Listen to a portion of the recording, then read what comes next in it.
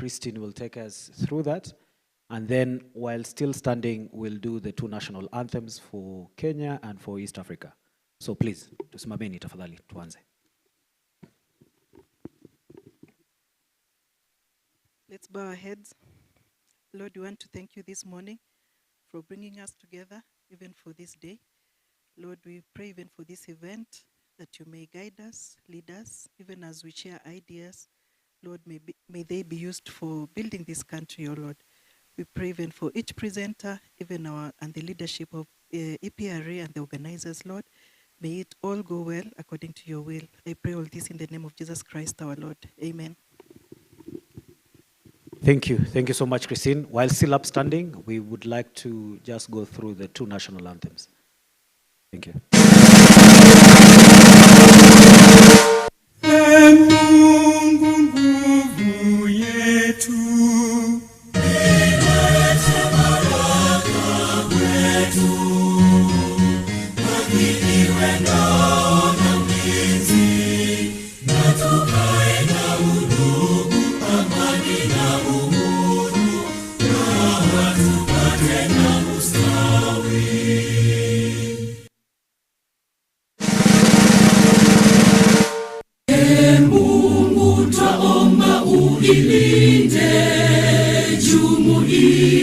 Afrika Mashariki, tuwezeshe kuishi kwa amani, tutimize na malengo yetu. Jumuiya yetu sote tuilinde, tuajibike, tuimarike. Umoja wetu ni nguzo yetu, idumu jumuiya yetu.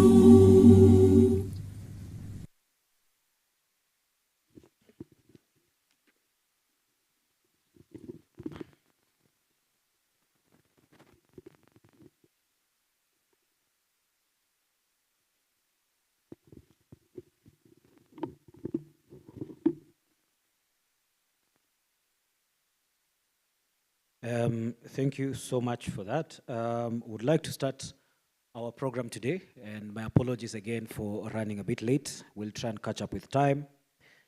So we're going to begin by two discussion papers, and these discussion papers are going to set tone for the first panel discussion that we're going to have. So we are going to start by a discussion paper on the analyzation of Kenya's electricity sector financing vision 2030. And this is going to be done by one of our presenters called Brian. I will quickly go through his bio as he makes his way to the stage. So just give me a minute as I go through his bio. So the presenter is Brian Nyaware. He holds a master's in electrical power engineering and electrical technology from the Moscow Power Engineering Institute.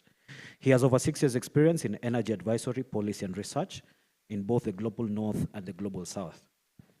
He also has technical energy engineering experience working for utilities and for government. He is currently a policy analyst at the government's sole think tank, KIPRA. So Brian, please, karibu sana. Hearty clap for him.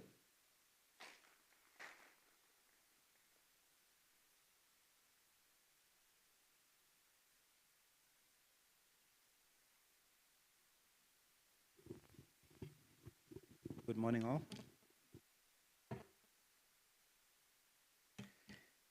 Yes, so I am Brian, a policy analyst at KIPRA, which is a think tank, government's think tank, and we advise government on policy. So today's presentation will be majorly on analyzing the financing of Kenya's electricity subsector, and at a broader perspective, energy access.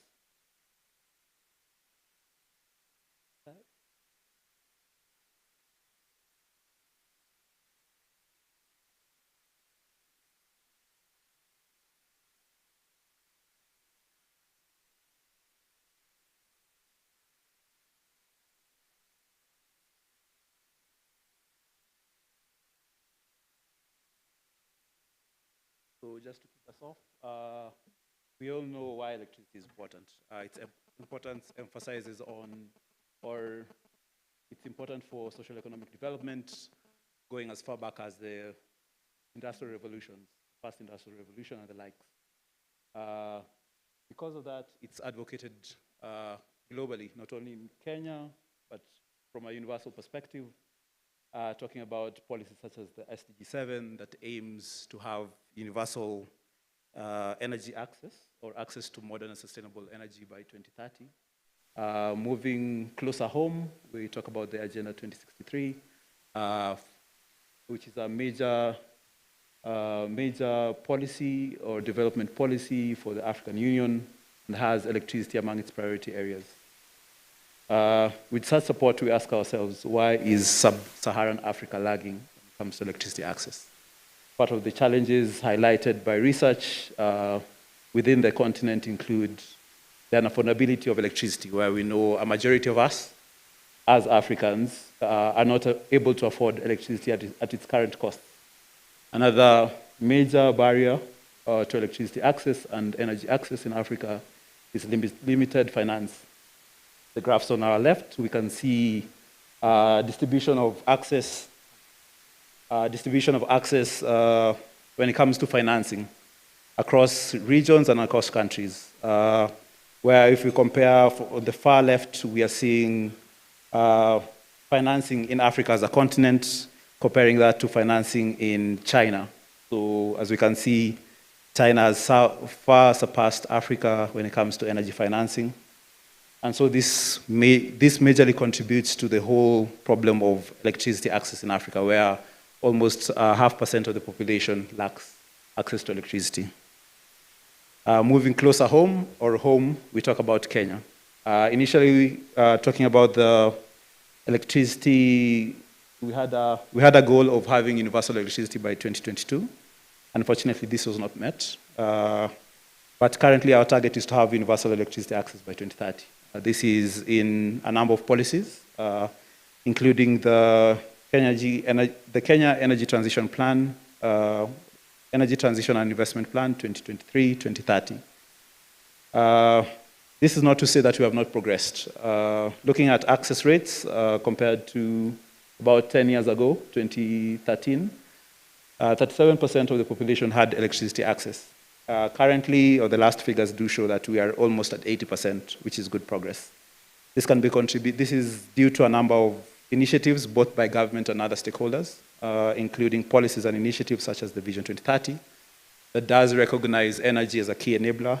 The Rural Electrification Program, launched in 2015, that does work towards enabling electricity and energy access to underserved communities. The Scale Up Renewable Energy Program, and others. But also locally, limited finance is a challenge. We have a number of policies and government documents that do highlight financial gaps within the electricity sector. Among the highlighted gaps, just to name a few, are that Kenya is in lack of about $8 billion that was needed to initially implement the MTP3 that we had concluded. We also have a figure stated by KETRACO that Kenya does need about $5 billion to implement its strategy and plan. So our study wanted to tackle this, and again, this will act as a foundation towards discussions later today by other experts. We wanted to analyze Kenya's electricity financing sector, or the financing of Kenya's electricity subsector, using a value chain approach, where we wanted to highlight specific opportunities, challenges, and potential financing solutions that can meet both these two aspects from a financial perspective. Second objective was to examine the appropriateness of Kenya's existing policy framework. So how appropriate is our policy framework when it comes to financing options that we do suggest, or scaling up of already existing financial options. This again was to plug into a research gap that we did find, where not much is being talked about how Kenyan are our financing models. The approaches we use, how just are they? How Kenyan are they? So this was the gap we were trying to fill with the study we did. The approach we did was majorly qualitative, where we did highlight some theories. One of them is the modern portfolio theory that talks about the diversification of energy sources to spread risk. Next was Schumpeter's theory that looks at the role of money when it comes to spreading technologies, and in our case, it's electricity. Lastly, we are talking about transactional theory that looks at collaboration among stakeholders to achieve the goal of universal energy access and energy transition. We use SWOT analysis to identify the opportunities and challenges within our electricity sector or sub-sector value chain. And we also used comparative analysis looking at aspirator and comparator countries within the region and outside the region. On the left again, we do see a simple diagram illustrating the value chain, the electricity value chain in Kenya and in other countries, where we do have two major sides of supply and demand. Under supply, we're talking about electricity generation, that is the geothermals, the hydros, and the likes. But then also that can be combined with delivery, the delivery of electricity from supply to demand, which now we do talk about our transmission and distribution lines. And lastly, we talk about the demand side that covers consumers and more recently pro-consumers. These are consumers who produce their own electricity. But then also we can cover the off-grid sector under this. So our key findings, one, we did find under generation that there is a need to scale up long-term PPAs, heavily dominated by local currency. This is to address a number of challenges that we did find, among them including foreign currency as an aspect that does contribute to electricity costs, the rising electricity costs that makes it unaffordable for a majority of Kenyans. Also, a number of challenges highlighted under this subsector include tariff setting and government initiatives. Among the examples of countries that have applied this successfully include Brazil, Philippines, and Indonesia. Again, another financing option we did recommend, or we did find that Kenya can benefit from when we do scale it up, is local financing. And I think this was also highlighted in yesterday's discussions, talking about financial institutions that are available locally that maybe we have not looked into or are not as invested in the electricity and energy sector, among them including insurance companies, banks, and pension funds. The next sector we did look at was the delivery or the transportation of electricity. And here we had three options that we did find or we did recommend that can be scaled up in Kenya. Among them include long-term concessions, the BOT model, and the merchant line. The BOT model basically talks about private investors or companies, for example, building, owning, operating, and transferring electrical distribution lines or electrical transmission lines to the government, whereas the merchant, same case and scenario, but then the ownership remains with the private company. So we ask ourselves why there is limited private participation when it comes to transmission and distribution of electricity in Kenya. It has its pros and cons, but then we also did highlight that among the challenges that can be addressed when we have increased private participation in this subsector include addressing the huge losses that we do face.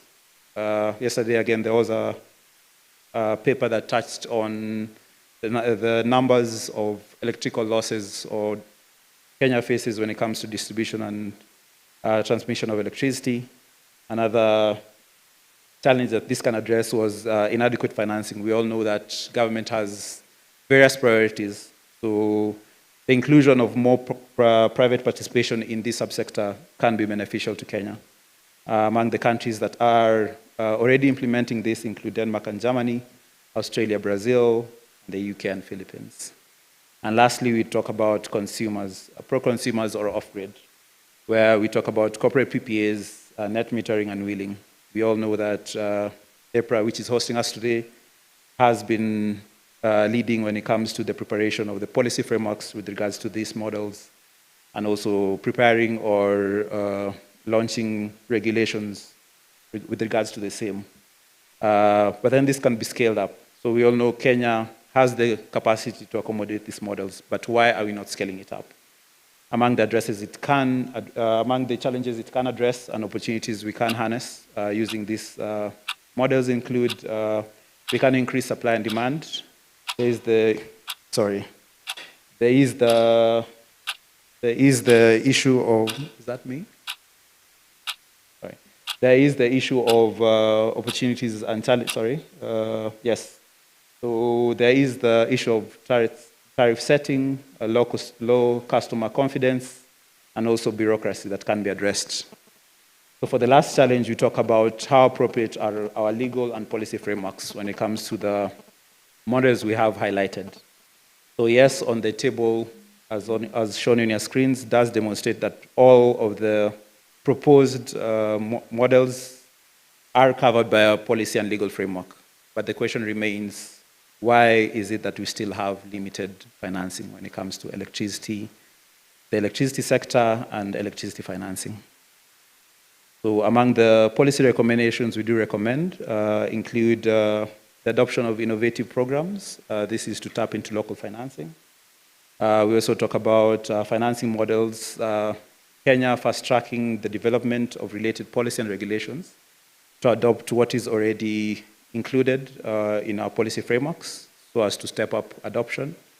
We talk about incorporating further sustainable clauses when it comes to contracting so as to address the environmental challenges within the sector. And lastly, we talk about a stable policy environment and a balanced renegotiation of the PPAs. The last recommendation is highly debatable, more so because both the government and the private sector do have vested interests, both when it comes to availing electricity to the citizens, but also investments from a private sector perspective. And so I do come to the last slide of my recommendation, wanting to thank you for your attention, but then also just to leave you with a question. As Kenya moves towards the just energy transition, how just is our electricity financing? Thank you very much. Thank you so much, Brian. A hearty clap for him. Brian, while you're still at the podium, we could have just about a minute or two for some quick questions. So I can take at least two. Yeah, the first one is normally a difficult one. Please be the person to start the session on Q&A. Just two very quick ones.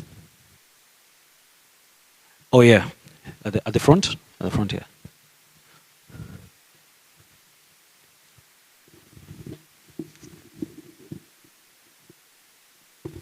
Thank you for your presentation. Just a question. When you talked about the policy framework for, I think it was in the last slide, related to bringing in insurance firms and all, you talked about the PFMA Act, but the RBA and insurance, IRA policies, I don't know if you looked at that specifically, because that's where the limitations are in terms of the quantum of funds that can be invested by different institutions and their risk profile. Thanks.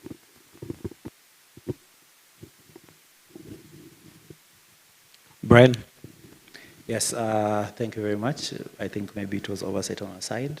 But again, today's presentation was just a highlight of a broader study we did. But even in the study, I don't think we covered what you have mentioned. So the comment is well taken in. Thank you. Thank you, Brian. Any other question before we can usher in our next presenter? If not, then let us give Brian a hearty clap as he steps off the stage. Our second presenter is also going to take us through a discussion paper that is going to set tone to the panel discussion. I just want to go through the bio of the presenter, so if you could give me a minute.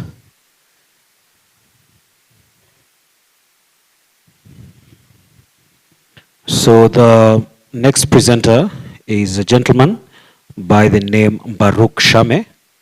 Baruch Shame is a petroleum inspector at the Energy and Water Utilities Regulatory Authority in Tanzania. He holds a bachelor's degree in petroleum engineering and a master's degree in oil and natural gas engineering. Baruch brings a diverse blend of industry and academic experience, having previously served as a project engineer at Total Energy Solution Company and as an assistant lecturer at the University of Dodoma. His work encompasses inspections of petroleum products and facilities to establish conformity with standards and regulatory compliance. He has contributed to the petroleum sector through research, regulatory development, and training of future professionals. Baruch has co-authored several peer-reviewed publications in international journals and actively engages in initiatives that enhance regulatory frameworks and promote sustainable practices in East Africa's petroleum industry. Currently, he is focused on strengthening energy regulation, fostering innovation, and supporting the transition toward cleaner energy. So, karibu sana Bwana Baruch. Asante. Good morning. As I was introduced, my name is Baruch Shame. I'm working for Energy and Water Utility Regulatory Authority in Tanzania. Our authority is responsible for technical and economic regulation of petroleum, natural gas, electricity, as well as water sector. So thank you very much for EPRA for this invitation, and I'm glad to share with you my study related to titled Breaking Barriers to LPG Adoption in East Africa. Not only in Tanzania, but all in East Africa. As we all know that we are now transitioning to cleaner cooking fuel, right? Like LPG. So East African country, we are struggling, and there are still some barriers that are hindering to transition to cleaner cooking fuel. So my paper is like a review paper where I try to review some of the technological solutions that may help us to accelerate or to increase wider adoption of LPG. But to start with, as Tanzania, not only Tanzanian, even East African.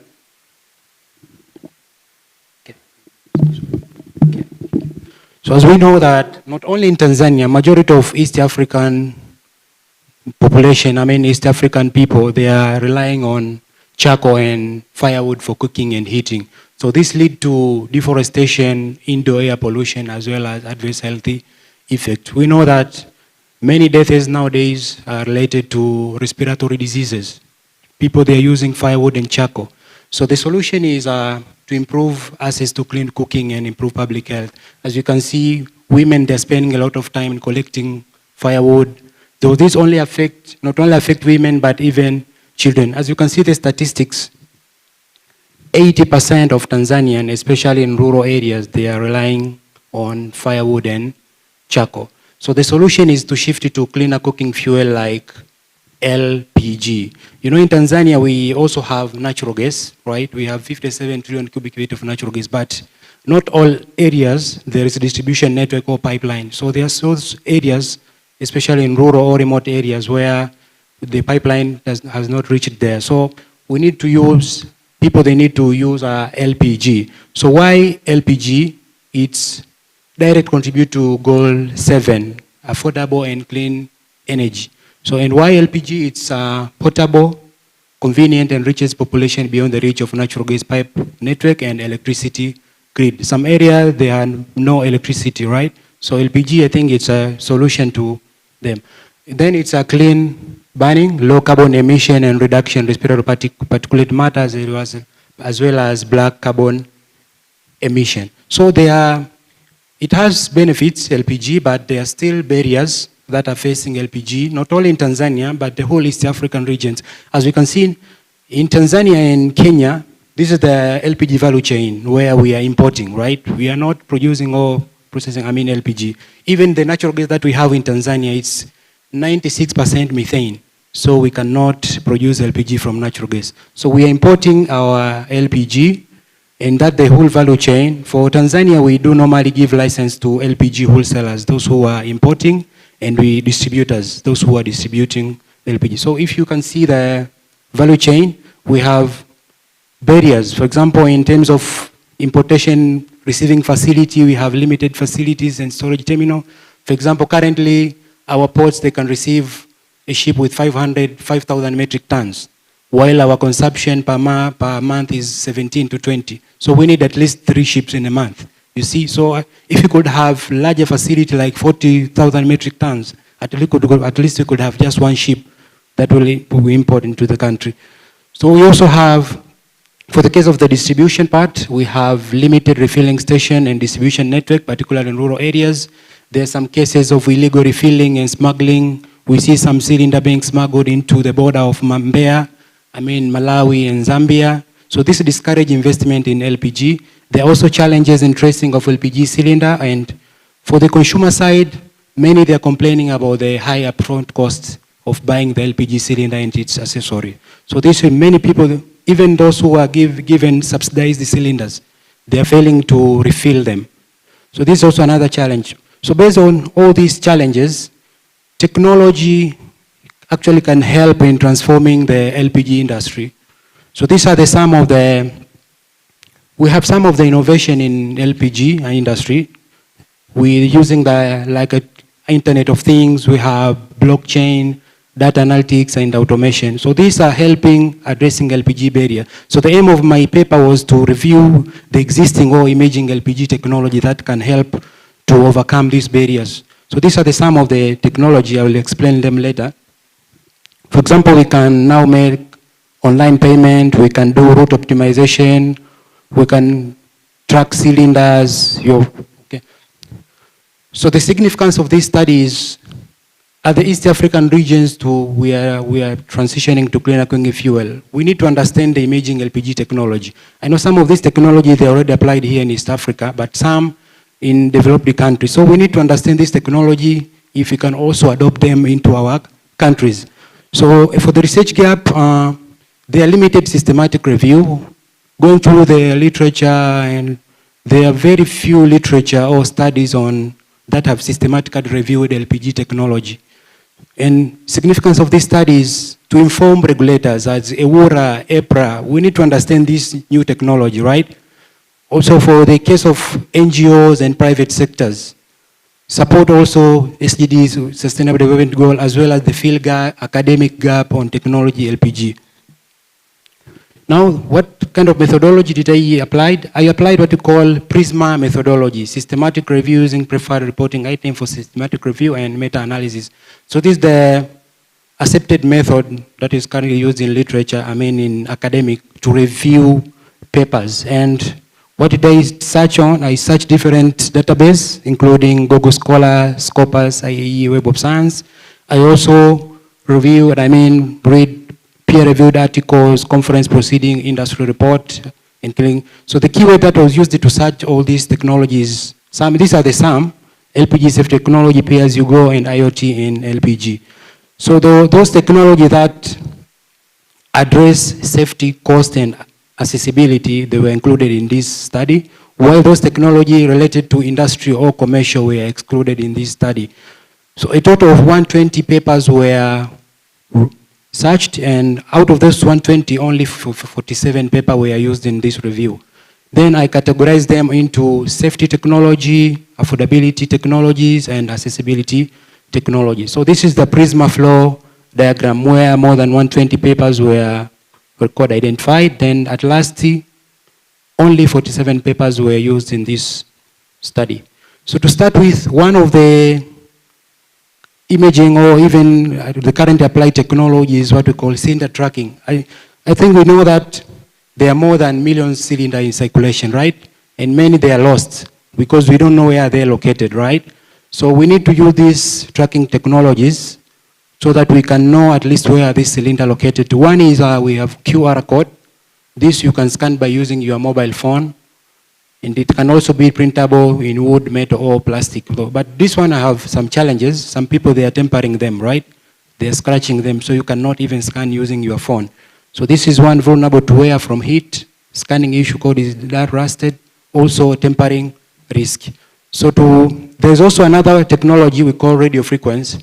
So this radio frequency technology uses radio waves to transmit data from a mobile to a reader. So you need to have a RFID tag attached to the cylinder, and then you need to have a reader so that you can scan the cylinder. So this one, it helps the whole inventory process from the cylinder manufacturing plant to even final consumer. So we say that it's a real time. Actually, it's we say it's an event-based tracking. We cannot track the cylinder where the location is, where is it located. But it's, at least we can know when was it last scanned, when was it last requalification test done, when was it like received by the distributor. So, but there are also imaging technology like current technology, they are integrating this RFID technology with sensors. So you can now even sense the temperature, you can even know the pressure of the cylinder. So the recent technology also, there are new technology that now they want to include GPS, right? So that you can know exact location where the cylinder is. This one technology with RFID technology. Then we have smart leak detection system. I think we all know this technology. We are using this in, for example, this building have detection system for fire. So they are searching on the literature. There are so many innovation on this detection system. Now, new detection system, they can even alert you, notify you through the SMS that there is leakage at your home. You can even close the valve at home while you are not at home. So these are some of the technological innovation which integrate gas sensors, IoT platform, as well as notification method. We know that the current LPG is normally added, we call mercaptant for smelling. But some people, they have reduced the smell. Some people, they cannot smell or they cannot identify. So these leak detection systems, they are very important. Then we have liquid level detection system. Some people there, we are complaining that we can not know the amount of gas within the cylinder while we are using at home, right? So there is also technology, liquid level detection system that you can use. It should contain, they call ultrasonic sensors. You attach it at the bottom of the cylinder. So it's magnetic. It has a magnet, so it attaches it to the steel cylinder, and you can measure the level of the liquid, the level of the LPG in your cylinder, and you can know through your phone. So you need to have an app. It's connected to the Bluetooth, then you can know. So it's been applied in, for example, in Malaysia, also in India, they're using this technology. Then we have composite cylinders. I have seen them here in Kenya, but Tanzania, they're not common. These are made from plastic HDP pipe, HDPE. So they are very light compared to the steel cylinder, and they are rust-proof, non-explosive, and they can stand high pressure. Then we have pay-as-you-cook. For those who they cannot afford to pay for the whole cylinder, so they can pay in small amount. So you can use this smart meter connected to your LPG cylinder, then you can know the amount. You can pay, you pay for what you use, right? This is called pay-as-you-cook technology. It's most common here in Kenya. Envirofeed, they are PayGo. Also in Tanzania now, we have Copagas, they are using this technology. Then we have containerized. This one is the pilot project. Puma Gas is trying to, they want to apply this in Tanzania, but you know the current technology is, the current circulation model for cylinder is branded. You go, you take your empty cylinder, you take it to the vendor or dealer, then you exchange with the filled cylinder. But this one, Puma, they want to containerize the filling station so that you can go with your cylinder and refill any amount you wish. But you have to refill only Puma brand or Puma cylinders. But this one, we are still thinking whether to accept it or not. But it's a pilot project currently in Tanzania. They're using containerized filling station. Then you have mobile app. Nowadays, we can order through online. For example, in Kenya, there's Vite LPG, Gas Chap Chap. I know you are using this in Kenya. So these are some of the, also we have GPS monitoring and route optimization. Nowadays you can monitor or track the LPG delivery trucks. Okay, also you can use the consumer data to do prediction. At what time the consumer will need new cylinder. So using machine learning, artificial intelligence, you can do prediction. Then, so these are there are also new technology like smart valve. We have innovative media, digital medias, but there are some challenges to adopting these technologies. And according to a study by Zebra, this is a LPG, technological company in America, they say that one of the challenge is the security concern. You know, if you have, for example, pay-as-you-cook smart meters, the company may even know what you are cooking, right? They may even know what you are cooking at your home, how much gas you are using, and they can predict what you are cooking. So this is one of the concern, security concern, the issue of the cyber attack, face the security concern. There are also high implementation costs. Many companies, LPG marketing company, they are failing to adopt this technology because of high implementation costs. You need infrastructures, IoT infrastructures, digital infrastructures, so that you can adopt this technology. So you may also think that all these costs, who will bear the costs? Is this the company or the final consumer, the price of the LPG? Then we have regulatory inconsistent standard. You know, each company or vendor, they innovate or develop their software, hardwares, but they are not interoperability. I mean, you cannot use another company's, hardware in your hardware or software. So we need to have harmonized the standard or standard that they can be used. Then there is limited infrastructures, especially digital. In rural areas, there is limited lack of electricity, right? Most of this technology, they need internet access. So these are some of the barriers or challenges to adopting this technology. So what are the policy recommendations? One, there is need to foster public-private partnership. I think the government and the private sector, we need to work together to collaborate on digital platform, rural broadband, as well as interoperable IoT solution. We also need to have supportive policy measures like taxes reduction, for example, for these IoT equipment. I know that there's no tax in LPG, right, the one we're importing, but we can also remove taxes in these, IoT equipment, hardwares. We also need to train and do capacity building for people to understand these technologies. Also, financing model, the private sector, the banks, they need to finance these innovative solutions. Then we have invest in R&D, research and development. Conference like this one, EPRA, which they are now, where new innovation, we can at least showcase new innovation, people they can be aware and even fund them, right? Then we have safety and standardization. We need to have standards.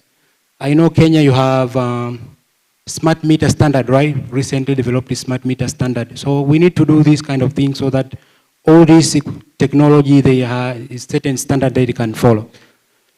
Thank you. Thank you very much, Mr. Mbaruk Shame. For those who are doubting, Mr. Mbaruk Shame is from Tanzania. I don't know how many of us can do a presentation in full Swahili. Well, he has pulled a very fast one on us. I don't know whether we have the KOX in the house. I wish they can start a hashtag on him. Anyway, two questions. Two questions for Mr. Mbaruk. And feel free to ask it in Swahili. I'm sure he can be able to answer. So, yeah, Mike. I don't think I'll ask in Swahili. Yes, my name is Michael. My question is how you deal with illegal refilling in Tanzania, because I've seen you've had a number of solutions that deal with the issue of tracking, tracing, as well as the metering of the LPG. But the issue of illegal refilling, especially in Kenya, it's a big issue. So probably you have a solution in Tanzania, and I would want to hear what you're doing about it.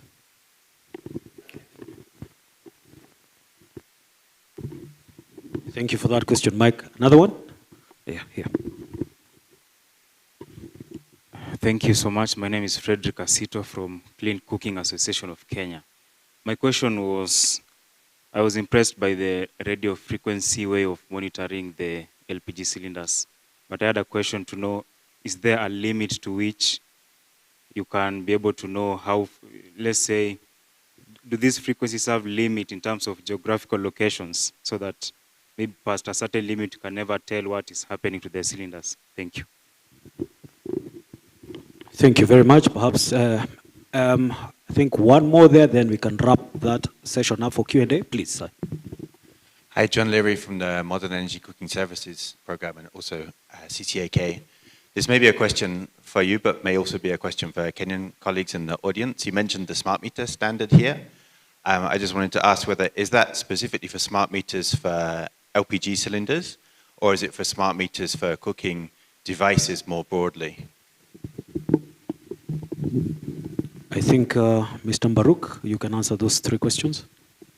Okay, thank you for the good questions. The first question on the case of the illegal refilling. We have some cases, but not like in Kenya. Very few cases on illegal refilling. And our regulation now we want all LPG marketing company, they need to establish a tracking mechanism to track their LPG cylinder. So, but for now, we have very few cases of illegal refilling. You know, LPG industry in Tanzania, we have almost, it's still young, 10 years. So we have some few cases, though we are receiving notification or whistleblowers, and we do normally go do investigation, and sometimes we take legal action to those who are doing illegal refilling. And that's why now we want all LPG marketing company to use this tracking technology so that they can prevent these cases of illegal refilling. So we have them, but very few cases.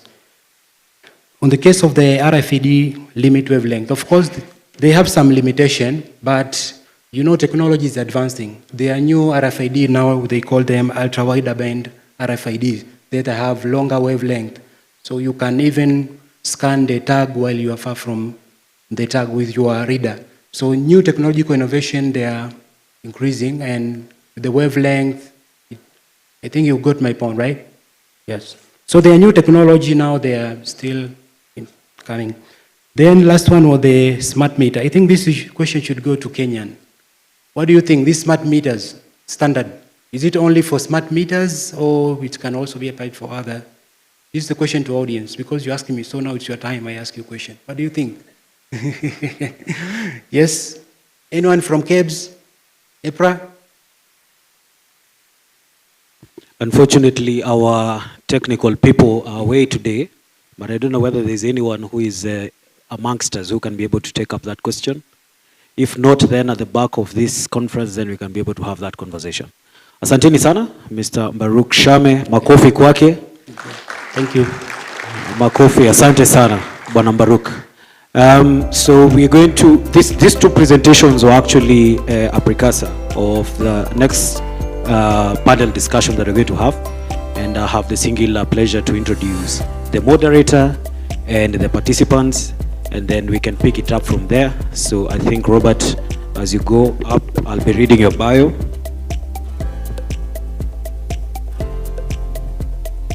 So our moderator for that session is going to be Mr. Robert Mahenia, who is a partner at Njeru and Company Advocates. Robert is a seasoned legal professional specializing in energy and infrastructure sectors in Kenya. He's an advocate of the High Court of Kenya. And I think my screen is misbehaving a bit. He's an advocate of the High Court of Kenya, a certified public-private partnership specialist. He's also a certified public secretary. He has an LLM in petroleum law and policy from the University of Dundee in the UK and an LLB from the University of Nairobi. He is a partner at Njeru and Company Advocates. He is also a former Deputy Director of Legal Services at the Energy and Petroleum Regulatory Authority, and also previously worked as a Senior Legal Officer, Commercial Services. Robert has an extensive experience in legislation, regulation, and policy drafting, project finance, and public-private partnerships. Makofi kwa Robert. I'd like to call to stage Dr. Humphrey Ndwiga Richard. Daktari, karibu. Dr. Humphrey has extensive experience in areas of power infrastructure planning, development and operations, including projects, appraisal, investment, and implementation, particularly regional power generation and interconnection projects. He is currently an energy and power expert at the African Development Bank Group. He has been with the bank for over 13 years and has also worked with the United Nations and the Nile Basin Initiative to deliver the Regional Power Trade Project and the Kenya Power and Lighting Company during his long engineering career, spanning over 40 years. He holds a master's degree in project management and a PhD in power systems engineering, majoring in large interconnected systems. Makofi kwake. Next on stage, I'd like to call Ms. Sylvia Kithinji. She is an Associate General Counsel for Africa for the Nature Conservancy. Ms. Sylvia is a seasoned legal professional with over 15 years experience working both in-house and in law firm settings, providing strategic legal counsel to a diverse range of clients across various sectors in Africa, including the energy sector.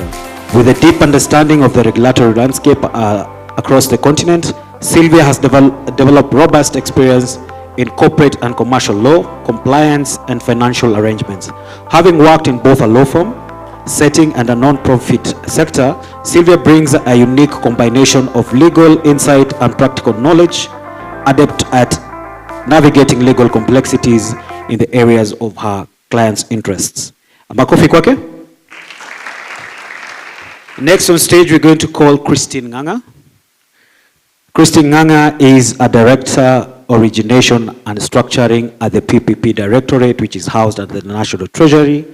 And she has accumulated over 22 years experience in corporate and project finance, public investment banking, public-private partnerships, and economic development advisory work. Previously, she was managing director at Strategic Advisors, where she was part of Konza Metropolis Master Plan Development Partner, a second phase consortium responsible for delivering the economic financial model for the first 400 acres of the project. Prior to this, she worked in deals advisory at PwC Kenya, where she focused on mergers and acquisitions, capital raising, public-private partnerships, valuations, due diligence. In the role, she was involved in conducting vendor due diligence on KenGen to support further privatization, and also supported the feasibility analysis of Bugesera Airport in Rwanda. Makofi kwake. Next on stage, I'd like to call CS Ibrahim Kito. CS Ibrahim Kito has over 15 years post-admission experience and a near decade experience in the energy sector and legal corporate affairs. As the Authority Secretary and General Counsel, Director of Legal Services, Mr. Kito oversees and offers leadership in governance and corporate secretarial function, legal, regulatory, and commercial service departments. He has previously held positions such as that of a legal counsel at the PPP Directorate. He was also the Chief Legal Officer at the National Treasury. He was the Chief Legal Officer at Kenya Electric Generating Company, PLC. He holds a Master's in Public Finance and Financial Services Law and a Bachelor's degree in Law from the University of Nairobi. Makofi kwake. I will also invite to stage Dr. Gilbert Segia. Do you have Dr. Gilbert Segia? Yes. Thank you so much, Daktari. He's a trailblazing figure in the technology industry with an exceptional career spanning over 2 decades. Throughout his professional journey, Gilbert has been at the forefront of innovation collaboration with some of the world's largest technology companies to shape digital landscape. With a deep-rooted passion for leveraging technology to address human challenges, Gilbert has shifted his focus towards fostering growth of enterprises within Africa. Gilbert's wealth and expertise have positioned him in a driving force behind Africa's technological advancement. Makofi kwake. Last but not definitely least is Zilpa Michelle Abongo. I'd like to invite Zilpa Michelle Abongo. Zilpa has a master's in economics and policy of energy and environment from the University College of London. She has over 16 years consolidated middle and downstream oil and gas experience in high-level policy formulation, strategy creation, and execution, oil and gas trading, supply logistics, and distributions. Her sectoral experience from various private companies include Kenya Shell, which is Vivo, Bakri International, ADAX, and Oryx Group, which is now Oryx Energies, Harsh Energies, as well as project consulting on strategy and marketing. Currently, she's steering the strategy docket at KPC, that's Kenya Pipeline, to inform regional policies on market integrated infrastructural systems and commercial decisions on corporate and regional investments. She also heads the commercialization effort for KPC's nascent fiber optic cable portfolio towards Kenya's digitization plan. That's a heavy, heavy panel, isn't it? It was deliberate for me to go through their bios so that we can benefit from the experience. I'd like now to singularly invite Robert Mahenia, my senior, to take us through the topic of the day and to take it away the discussions. Asante.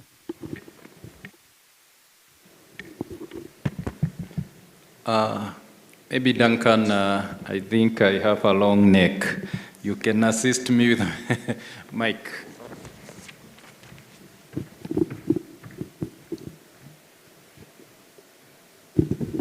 Yeah, actually I've been told this my position. I like sitting.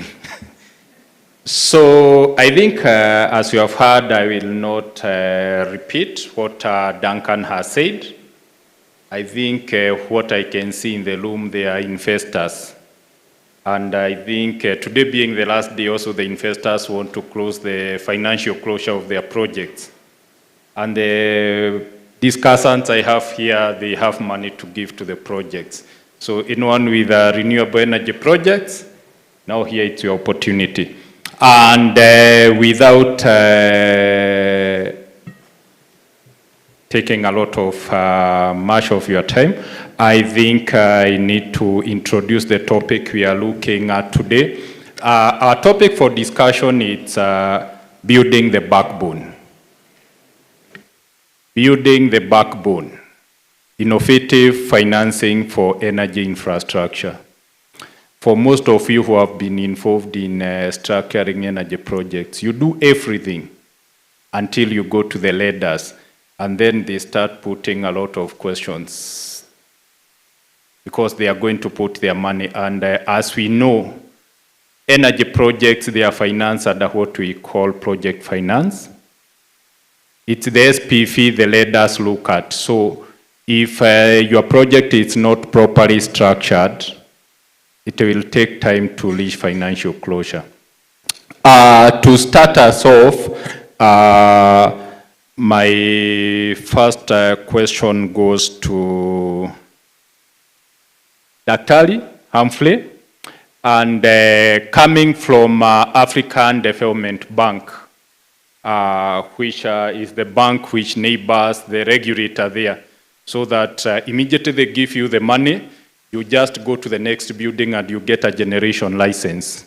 So for Duncan, maybe we would want to hear what are the emerging financing options which are available from multilateral lenders and the current emerging finance options, not the ordinary ones.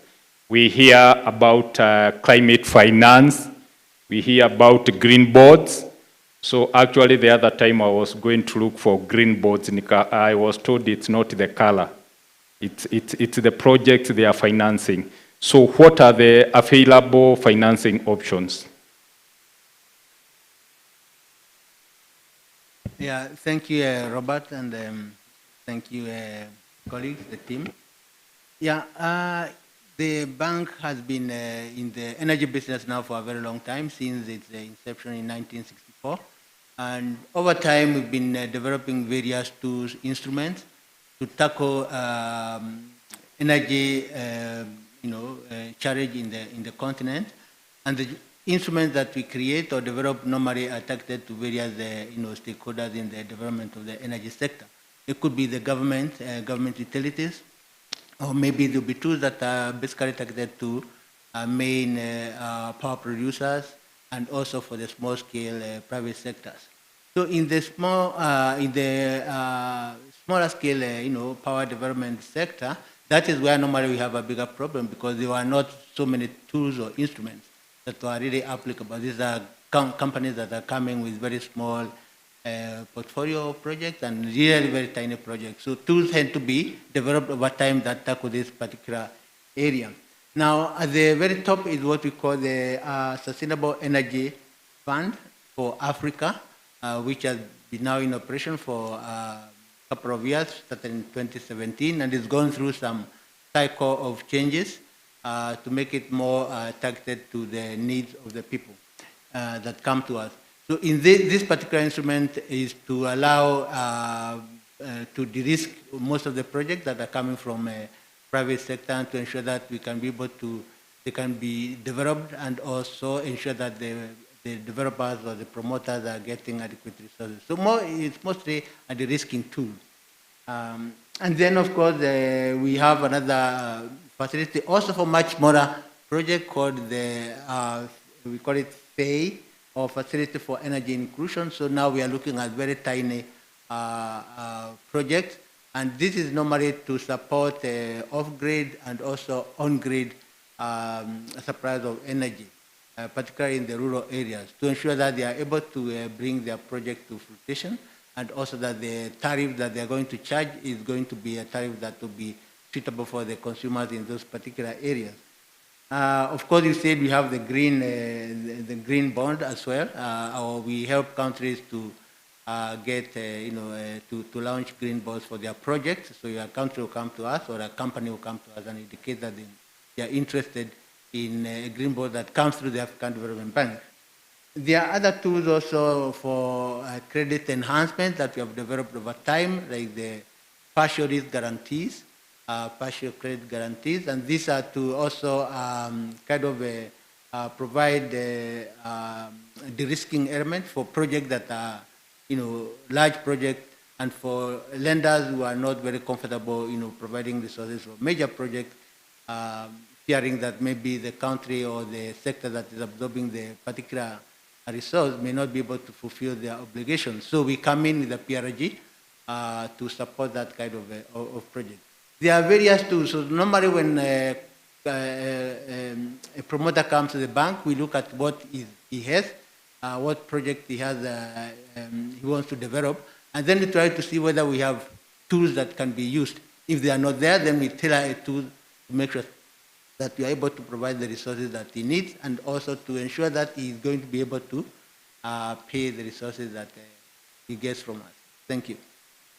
Thank you, Daktari. Thank you for elaborating on the available options. And taking it from there, now I head to the government, the PPP Directorate. And even as the developer is looking for financing, also it's looking at the government providing some incentives. And Christine, in terms of government supporting the projects, what are the government support measures available for energy projects coming from the PPP Directorate and maybe the National Treasury? As from a government view, what will the developer be looking at in terms of the support so that they are able to develop their renewable energy projects? Thank you. In the instance of PPPs, so in this case we're talking about projects where we're sharing the risks with a private party, there are various government support measures that are available, but this is more in terms of really the structuring of the agreement. So for example, often we're talking about performance-based revenue guarantees, so also off-take, right? So there's a minimum guarantee of revenue to make sure the project bankable.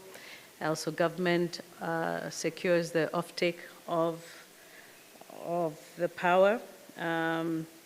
Also, contribution of physical assets or land. For example, in projects that we have as PPP, say for transmission, we have as part of the project, there could be part of the development occurring on public land for the substations, and that becomes government contribution to the project. We also have compensations built into the contracts, compensation for certain costs or certain risks. When you think of, again, let me give the context of transmission lines. Sometimes when you're getting your right-of-way access, there's a need to sort of reroute your lines, and in that case, there might be costs that were not anticipated, that are within, above a certain threshold that is acceptable, and that's an area that government can provide some guarantee. Similarly, government will support around, community engagement, because of course that's a challenge in some areas as you're setting up when you're talking about project affected persons. But government also has is signed on to ATIDI, which is a liquidity support facility, that whereby if there's a promoter who has a concern around timely payment that could affect their working capital cycle, then they could access a product of liquidity support through ATIDI. And also, as government, of course, we provide letters of support, so the risk guarantee. With the focus of our letters of support for political risk specifically. So we do not provide letters of support on the credit, on commercial risks, but for political risk, for example, if we're talking about expropriation, if we think about discriminatory change in law, and we think about maybe certain political action that affects the project, those are areas that you can get a letter of support for. Thank you. Thank you, Christine. And as we go to Michelle, I hear the audience, you may need to move the mic closer to you for purposes of the audience. As we all know that there is a global shift from hydrocarbons to renewable energy, and Michelle coming from Kenya Pipeline Company, the issue would be that now the financiers are not focusing on petroleum projects. And in terms of the Kenya Pipeline and the petroleum industry as a whole, how are you moving towards or trying to play a catch up so that you are not left when it comes to financing of energy projects? Because we know from petroleum there are interlinkages between petroleum and renewable energy in terms of there is a transition. Mm-hmm. So how, what's your experience in terms of financing of petroleum projects when the world is looking at renewable projects? All right. Interestingly, our company and the sector has not struggled to secure financing for projects related to our business, because within the value chain we sit in distribution, and I think it's a well-accepted fact that the transition is not going to be, it's not going to be instant. Therefore, in the build-up towards that, the clean energy initiatives, the 2050 and the 2030s in different countries, you will still need fossil fuels for transportation and certain segments of the economy. Therefore, we don't struggle with accessing financing because mainly our infrastructure enhancements will be around, pipelines and installations that facilitate loading. That said, we are not burying our heads in the sand and have worked over the past 7 years to think through what that transition looks like for us. And we have made modifications in terms of our installations as well as in our programming for adaptability towards the greening of our systems. That includes our engineering designs. It also includes the actual built-up hardware where we reduce vapor emissions, we reduce energy intensity, we intensify as well our energy efficiency to ensure that the cost is reduced, but as well as the output to the environment is as well. Based off of that, as well as in collaboration with our communities that host our pipeline infrastructure, we have been able to build a sustainable model. Looking into the future, because we still anticipate going into 2050 that the demand for fossil fuels will still be quite significant for mobility as we work towards the solutions around battery power for the EV motorized vehicles, as well as on possibly LNG and LPG conversions for autogas. We are engaging in a lot of research and demonstration activity for autogas through our Morendat Institute of Oil and Gas, where we really work across sectors to see what it is that we can do to hasten the conversions for petroleum-powered vehicle, gasoline-powered vehicles. We are also working very closely with the government to ensure that the LPG as a transition gas is expedited at scale, because without infrastructure, it will never really become a cooking gas. And it's also earmarked for some of the micro power needs as well as for electricity in some areas. We're also very deeply involved in LNG research and possibly commoditization. We're in talks with Mozambique. We also have been in a very long story discussion with Tanzania over its available reserves that could be converted into resources as they explored what markets could be built up for that, as they then look to commoditize that into the international or the global scale. We expect that LNG will become a major source of power. Though our grid is extremely decarbonized, there's always room to improve the mix to reduce on our thermal reliance.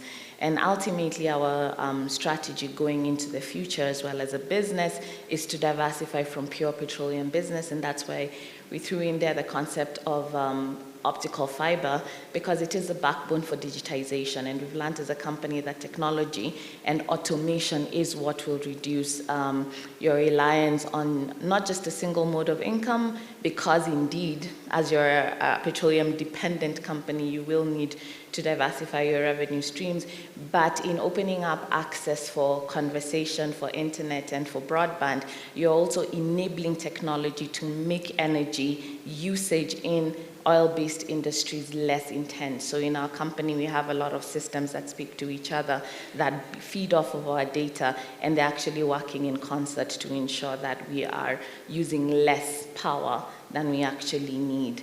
So ultimately, we are ready for the transition. We're working across sectors. We're also really working to solarize our energy demand, especially from the grid. So we have managed to solarize our installations, such as head offices and stuff, but we're also really working on a pilot to ensure that we can actually have our pumps powered by solar energy as opposed to grid-related energy that, of course, has a thermal element to it with some level of unreliability. So I believe that the transition will not leave us behind. Good. We can hear that the petroleum industry are working together with the renewable energy industry so that the end game is clean energy. And as the US recently, after the election of the President Trump, he said, drill, baby, drill. But what we are hearing from the petroleum industry is that even if there is drilling going on, there is the process of digitalization and innovation. And shifting from there, we shift to technology. And we bring in Gilbert to tell us in terms of technology, because renewable energy, solar, wind, they heavily rely on technology. How has it assisted in reducing the cost of the renewable energy projects? Because as we can tell, some 5-8 years ago, the equipment for solar and wind, they were quite high in terms of pricing, but the prices have continued coming down. How is the technology assisting in accelerating the development of renewable energy projects? Thank you very much, Robert. I was so ready to start speaking about electric vehicles. You've given me a curveball, so let me take it back. But I see the biggest contributor, in my opinion, I'm not a research scientist in that, but in my opinion, in terms of reduction on the prices of this infrastructure, is in the research side of it. As far as what I would say computing or AI has done in terms of research, enabling us to do research at a much cheaper cost to figure out the cheapest way of whatever components or infrastructure and be able to test these things in computing labs rather than in physical labs out there and reduce that time duration to market. I would say that that has contributed the most in the last 5 years.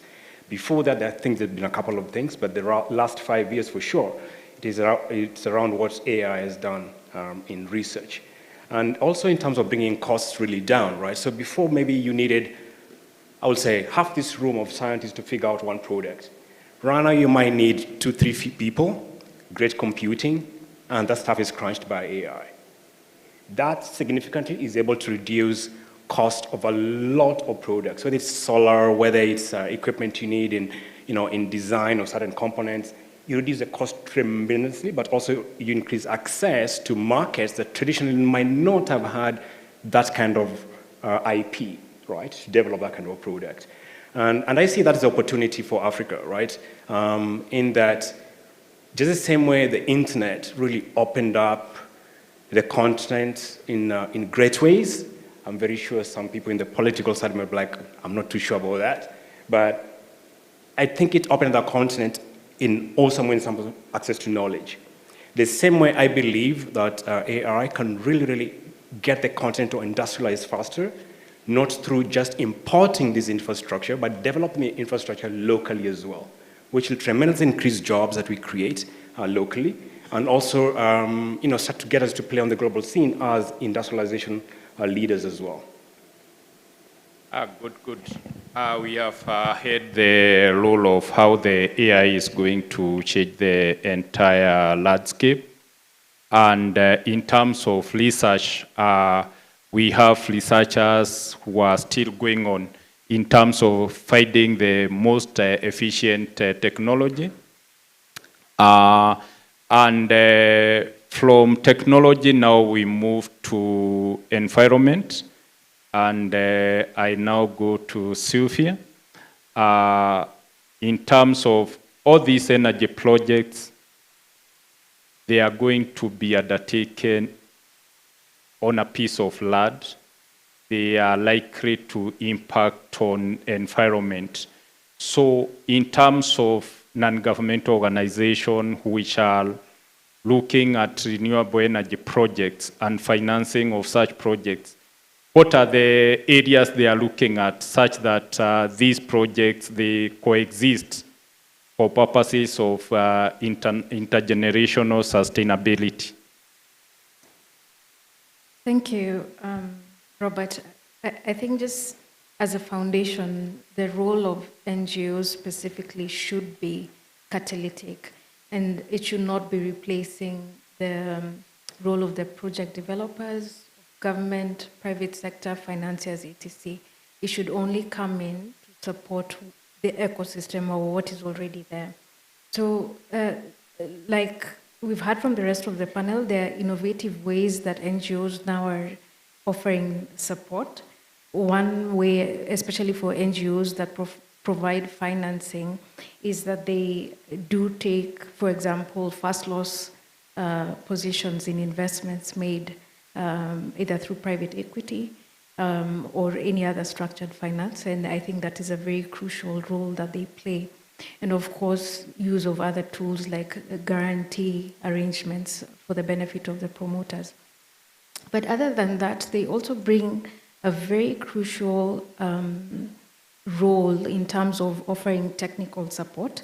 And this can be done in various ways. One, either just offering budget or financial support to the projects, but also in certain instances really embedding the expertise within the project promoters. And this, of course, is backed by very heavy, very well done research and development and technology. And so that really also goes a long way in offering, sustainable solutions for the project promoters. Other than that, of course, there's then, and we've had this conversation so many times, the policy and legal and regulatory environment. A number of NGOs now are spending a lot of time and effort really trying to analyze the environment and see to what extent it provides a conducive environment, not just for promoters and off-takers, but the ultimate beneficiary. And I have seen impact investors working alongside NGOs to really determine what the end beneficiary will get. And this need not be investments even on national grid, but it could be specific, industry specific, or let's say tea factories or large residential areas and that sort of thing. And I found that really powerful in terms of really supporting the end beneficiaries see the benefit of reduced power cost and or energy cost and that sort of thing. Then there are the other, similar to the bank, all types of bonds that the larger NGOs participate in or issue, which could be nature bonds or green bonds or environmental bonds, but also at a system level, they also do participate in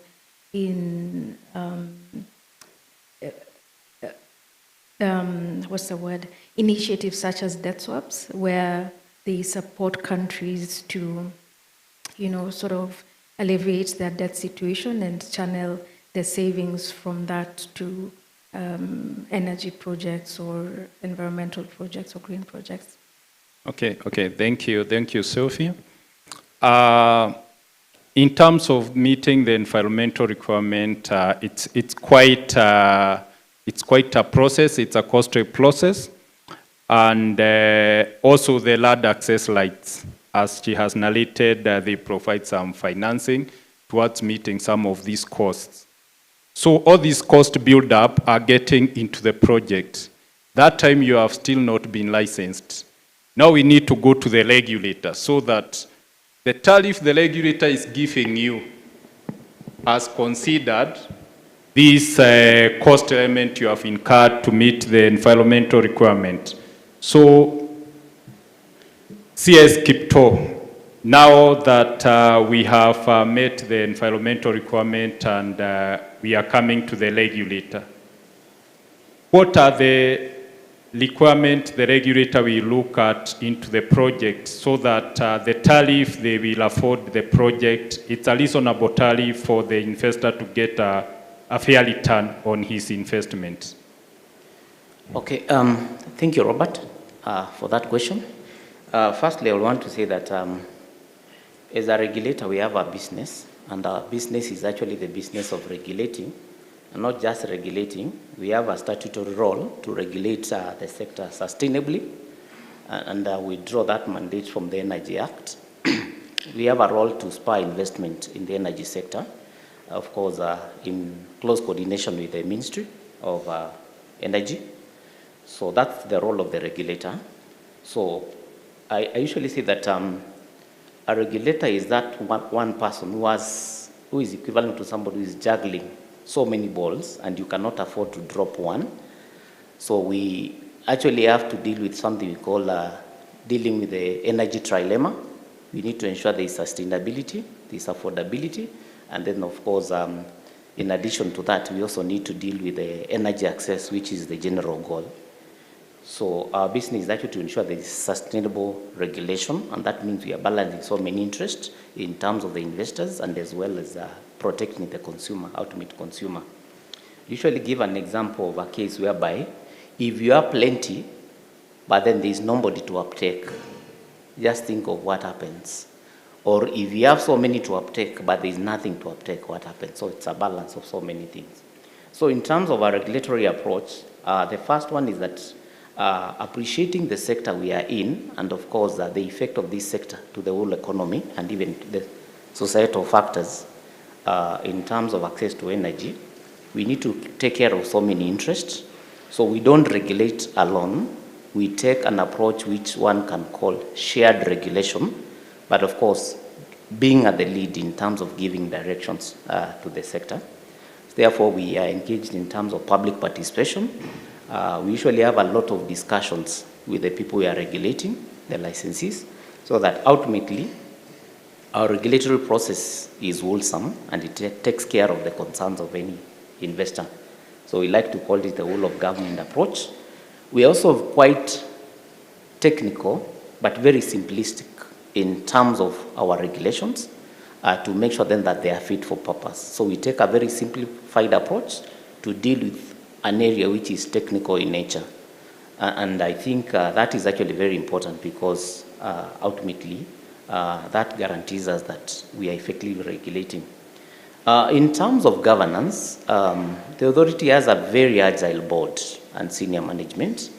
And for agility, what we mean is that we are aware that the governance we have in place should serve the public and the licensees as well. So in terms of our board meetings and also the meetings in terms of approvals, we take what we call a fast-tracked approach and an hybrid approach whereby even our licensing approach is twofold. There are licenses which are actually fast-tracked and they are dealt with at delegated level. That means they do not need to have a full board approval. We also have other licenses or instruments which have to be approved by the board. And for this, we take the approach of agility in terms of approving. There are those ones the board will need to sit. Others we can actually approve through circulation. But then, of course, appreciating that we have the statutory timelines of 60 days within which to make our decisions, then, of course, that tells you why you need an agile board like the one we currently have. In terms of encouraging investment into the sector, one of the things we see is that we work very closely with the other regulators as well, be it KEBS, be it even with the Ministry of Energy and Petroleum, with the licensees, both the public sector and the private sector, in terms of our decision-making process and development of the instruments. But it's important for me to mention one thing, which is very important for every regulator, which is regulating with clarity and some transparency. And I think just to give you a feel of how we do it, in terms of developing and, of course, coming up with the tariffs, for instance, in November 2021, the authority, through several gazette notices, was able to actually publish, pursuant to Section 163, several guidelines, and these are the ones dealing with the return on investment, then things to do with return on equity, then indicative FIT tariffs, to be able to guide the energy sector in terms of investment, both for the private sector.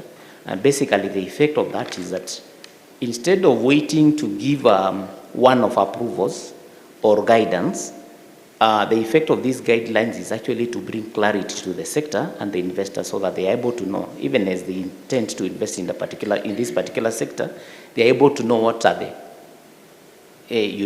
what is the ceiling in terms of the tariffs we are looking for as a regulator.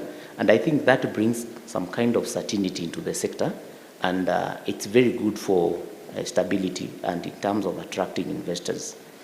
Let me give you an example of a case whereby failure to adhere to or get to know what the regulator is doing can affect a project. I participated in one project whereby it was actually an EPC plus F. EPC means engineering, procurement, and then construction. Then F is the financing. So the whole project was actually done, but the financing aspect missed one thing: getting a feel of exactly what will be the ceiling in terms of what the regulator will approve. I will tell you it was very unfortunate because that project would not progress, as important as it was. So I will say that in terms of ensuring that you're able to regulate for sustainability and with accountability, that's what the regulator is doing. And these are just some of the few things I can be able to mention. There's a lot which is happening in terms of even the regulatory developments and also working very closely with the licensees so that we ensure then that the product, and our product is actually the regulations and the licenses, is actually fit for purpose for the sector. What CS Kipto is alluding to is that the regulator is in such a position that the regulator has to balance the interest of the consumers and also the interest of the investor, so that none of the parties are disadvantaged in terms of the tariff which will be approved by the regulator. But we also know that sometimes the regulator would take time because of information which has not come from the developer. So before I come to you, maybe you would be considering what the developer is not doing right in terms of expediting in the approval process. And as I shift gears, I come back to innovation. And I think everybody is talking of e-mobility. Everybody is saying that I will drive when the prices of petrol has started coming down, or the e-mobility cars are available, but they are coming at a cost. What are the challenges the industry is experiencing? What are the challenges in terms of rolling out e-mobility? Because I think everyone here who drove would want to charge in the house than go through the pump station to put gas. So what are the challenges such that when we have the annual conference next year, we can have quite a number of us using EVs. So what are the challenges the industry is experiencing and more of the developers? Thank you very much, Robert. If I may just take a step back, just to outline EV, because it's kind of still a mystery a little bit. Can we agree on that? Kind of a mystery, sort of, because it's something new. Sorry, maybe even when you say it's a mystery, even that might be a mystery to some of the people who came in. So you need to put it in full. Yeah, because discussing a challenge of maybe something that we have not completely grasped and be a little bit, put us at base. So EV or electric vehicles as a technology or as an innovation is not really a 21st century innovation. Right from 1884 in London, a gentleman called Thomas Parker brought out the first more practical electric car. Battery was not rechargeable, but just a couple of years later, 5 years later, rechargeable batteries were out. And 1 more year later, if you look at the cities of New York or Chicago, electric cars far surpassed fossil fuel cars. That's in the 1880s. So 1884 all the way to 1889, 1900, New York, big cities like New York and Chicago already out there on electric cars. Then, of course, when Ford Model T came out, the mass production of that using gas ensured that the EV space kind of took a bit of a beating. So by 1920s, it was not really mainstream anymore. So we're coming back full cycle. For those who think, oh my goodness, what is this thing, right? Can this really work? That's where we started from a mobility perspective, right? And right up to, I think, 2008, I believe, or something like that, or 1996, when General Motors now brought out the EV1, it didn't go very far, but really they started bringing it mainstream, and then Tesla 2008, and the rest is history. Come to 2025, we are here in Kenya, right? And I think we find ourselves at an intersection which is really, really great, in that we've got over 90% of our power is, I will call it green power, if you want to call it that, right? And yet 99% plus of our cars are what? Are fossil-fueled cars. So it's an interesting interjection where we are at. And the same, if I look at it from an innovation perspective, and we have regulators, and in the regulators conference, right? M-Pesa came in and changed a lot when it came to how money could move around, and a lot of businesses have been built on the back of that. It simplified or demystified money movement, completely demystified it. I believe EV is coming to do exactly the same. And as a country, we need to think about it and say, hey, can Kenya also now stand in that space again and say, we will revolutionize or transform mobility using EV as a technology, and how we adopt it for the rest of the continent. And the challenges, yes, are there, but they're not insurmountable. The first challenge, of course, is availability of power. Everybody says, where will I charge, true or not? Right? Where will I charge, what happens? And I believe that when it comes to financing of that particular space, when we talk about financing of charging infrastructure, it needs to be more collaborative, right? I will see a point where a mama burger or a kiosk somewhere in the middle of nowhere will have a charging station where you can actually charge your car. Guess what? We have done that. I know someone in the room, I showed you a photo, right? Sometime back. You can be my witness. Now, we actually charged the car, and for 44 shillings, got 20 kilometers of range in the middle of nowhere in our tailor's shop, just plugged onto a regular socket. If it was a three-phase socket, could have charged maybe twice as fast. So you will see in the next couple of years, I see it more that other than looking from a big play, the rest of the world has done charging, I see Africa, and the opportunity for Africa is to literally look at it from as an African problem where we can actually start from the ground up and look at literally democratizing this rather than going the mainstream way of you need millions of dollars to set up big charging stations. Can we just ensure that this can be so democratized that anybody in this room can have a car and they can charge it when they're having their hair made at some place somewhere, or they're having a meat done, and they're having whatever done, they can be anywhere and get it done. That, I think, is the way that adoption can increase in a transformational way. Not the big money way. I think it needs to be the other way around. Good. So you have heard if you are going to start a saloon or a kinyozi, also provide a place where there can be parking, such that that's where the world is going. So as this time it's not a car wash where you take your cars, you are getting your hair cut, your car is charging, and you are reducing the cost. I'm being told our time is almost up. You can attest it was quite an educative panel. We have got quite to learn some aspects of financing, e-mobility, regulatory role. And because the discussants were here for you, for the audience, I will give room for 3 short questions.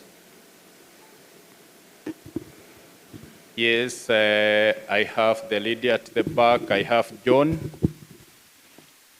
Oh, okay, I'll go ahead. My name is Liz Mubari. I'm a master's student at the University of Nairobi. My question is to CS Ibrahim. What are the financing mechanisms that are being developed to incentivize private developers who offer ancillary services to the grid? For example, we have battery storage coming up, and we want to have 250 megawatts of BESS by 2026, but there are currently no policies for that, or at least that incentivize that investment. So private entities have to take the full financial risk. So please speak into the tariff structures, the PPAs that accommodate these systems, and the regulations on energy storage. Thank you. Yeah, second question, John. Thank you. My question, and thank you the panel for the great discussions. My question is to Christine from the National Treasury. Kenya requires about 300 to 400 megawatts every year in order to bridge the deficit that we are seeing as we plan for our power in the next maybe 5-10 years. And my question is, when you look at developing projects within the public sector, where PPPs are concerned, what does it take to close a project? Because that is a question that has been troubling my mind, because I'm not very sure whether we are going to catch up with bridging the gap between demand and supply.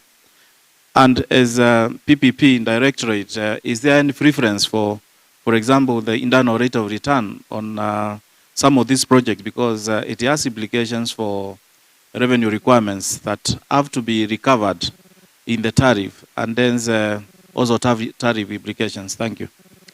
Do we have any burning question? All right.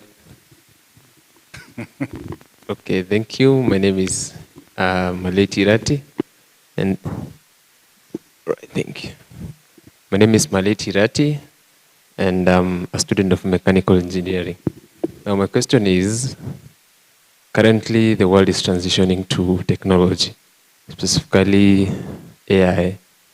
And AI consumes power 10 times, the traditional ones. And currently we are in a dilemma, actually, to either take a position of, taking the route of baby drill, or innovating, the power, the clean energy that we need. Now my question goes to EPRA. Where are we, or what is our position as Kenya currently? Another question is on nature and conservancy. What are the steps so far that have been taken and have been put in place to promote the traditional ecological knowledge in terms of conserving the environment? Thank you. Thank you. I think that question should be addressed by Sylvia and CS Kito, and also the Gilbert terms of innovation. The first question, we can have it shared between Dr. Humphrey and CS Kito. Daktari's question was specific to Christine. So we start with the first question, Kito and Daktari, in terms of financing of BESS. Okay, thank you for that. I was tempted to duck that question, but I think I'll just answer it based on my previous experience, and of course appreciating that as a sector, we can't run a regulator, you can't run away from answering questions, even the ones relating to licenses. So in terms of financing, I'll say that as a regulator, our role is to create, palatable investment environment to allow financing. And like I was saying, in developing the regulations or in regulating the sector, what we need to make sure is that the way we develop our laws, the environment we create in terms of investment, in terms of regulations, guidelines, there is clarity. And then in addition to that, we regulate evenly so that then we ensure then that the environment is attractive for investment, especially of bankable projects. I know Christine gets excited by that word because it's one thing to have a project, but it's another to have a bankable project. And of course, the environment is a critical aspect of bankability of any project. So ours is to create that palatable or conducive environment to spur investment into the sector. But just speaking about the several ways of investing, innovative ones. The first one, I think, is actually the public-private partnerships, which it's now almost becoming not an alternative, but an appropriate financing method in Kenya because of the budgetary constraints the government is facing. Then, of course, we have these other things whereby you can talk about EPC plus F, whereby you tell maybe a contractor, I want you to develop a power plant, but as you come with a financier who has a proposal in terms of how the project is going to be financed, and all what you need to do is to introduce us to the financier. There is also what we call a development financing, very common, especially the government, in places like Kenya Power and KenGen, dominating 80%. And development financing means then that you have a development financier, either a government or a government agency, which now is able to lend to the government, then the government is able to on-lend, to the implementing agency. I know there are some controversies surrounding that in terms of the procurement and the complexities, but I think those are some of the alternative methods in terms of financing. Then, of course, I think Christine spoke to the need to have, when you're not giving the financing, how can you make the investment attractive for somebody to finance? For example, World Bank may not be willing to, for example, finance a project in Kenya Power, but they may be willing to say, look, we are not going to finance, but we are going to give you what we call World Bank guarantee to support a commercial bank to come and be able to finance. So the commercial bank will come, give you the loan, but we are willing to give guarantees. So I think that's my response in terms of financing. In terms of policies, regulating now, we are also taking the aspect of battery storage. We currently do not have a clear framework. And of course, we are being deliberate because we don't want to regulate that which is not on the market. So we are looking at a case whereby we also allow that aspect to develop a little bit before you regulate. But then there's also another approach which has been taken by like the capital markets, which we call the sandbox approach, whereby you allow things to be done, the product can be tested in the market, then when there's some clarity, then you can come in to regulate. Okay. So that's the approach. That's clear. Daktari, you have some point to add on that? Yeah, and maybe just to indicate that, okay, BESS are usually quite expensive, and this is why sometimes we develop instruments that can be able to reduce the cost of these particular devices, and also where projects, particularly off-grid projects, rely on BESS, then we want to be able to ensure that we provide some resources that will be able to kind of create demand in downstream so that people can be able to consume your power by financing maybe appliances in rural areas, e-cooking, things like this, so that when you set up a project in a rural setup under the, like using our resources, the FEI, then we'll be able to even also provide resources for the consumers to be able to buy equipment that will be able to take your electricity, and therefore you have a project that can be very, very viable. So we have all these kind of, like I said at the beginning, tools and instruments, and we try to tailor this to your project. So there's a basket of tools, and we use that which is going to be the most appropriate. Thank you, thank you. Christine, in terms of what is the PPP director doing towards project closure now that the country needs approximately 400 megawatts annually?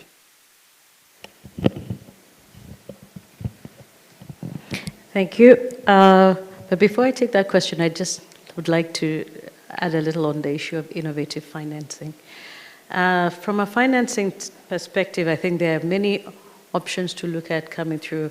As we say, our grid is primarily green. We have over 90% installed capacity that is green. So our ability to access green financing, if your projects are, green power, and your discussion around BESS, which is about storage of green power coming primarily from wind and solar, there are pathways to accessing that kind of funding.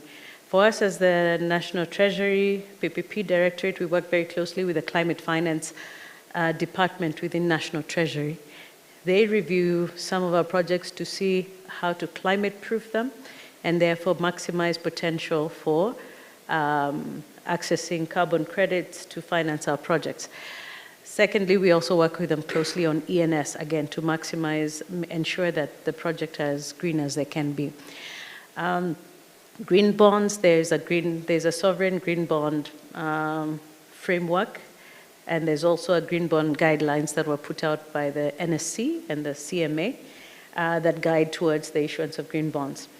But aside from climate and green financing, we can look at also other innovative structures of financing. Somebody alluded to structuring of blended finance, where there could be impact funds, there could be grants. These are areas that we're looking at, especially for social sectors. So there could be, we're talking about energy here, but for us as PPP Directorate, we look at all manner of sectors, including water, education, healthcare, where the cost of delivering a service may not be covered and be commercially viable for a private investor, and we need to subsidize those rates. So how do we bring about blending financing, whether it's government funding, whether it's on budget, some debt, and private sector money, so that the cost of the project is low enough that it is actually bankable for the private investor, but also affordable to the end user.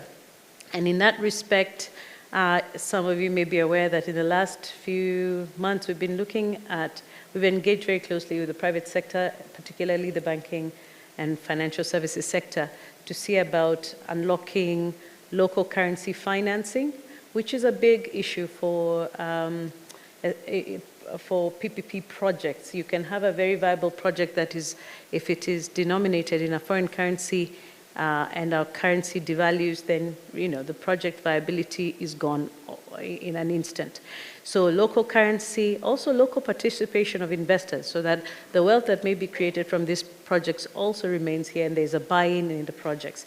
We're looking at how to create projects that, or rather financing products that are for retail and that also protect the investors. So this is how do we unlock the potential of our capital markets to create unitized products that where you can go and buy a few units of something that is going into a power plant, is going into a school, etc. That is a journey that we've embarked on, and we're really excited about what's coming through.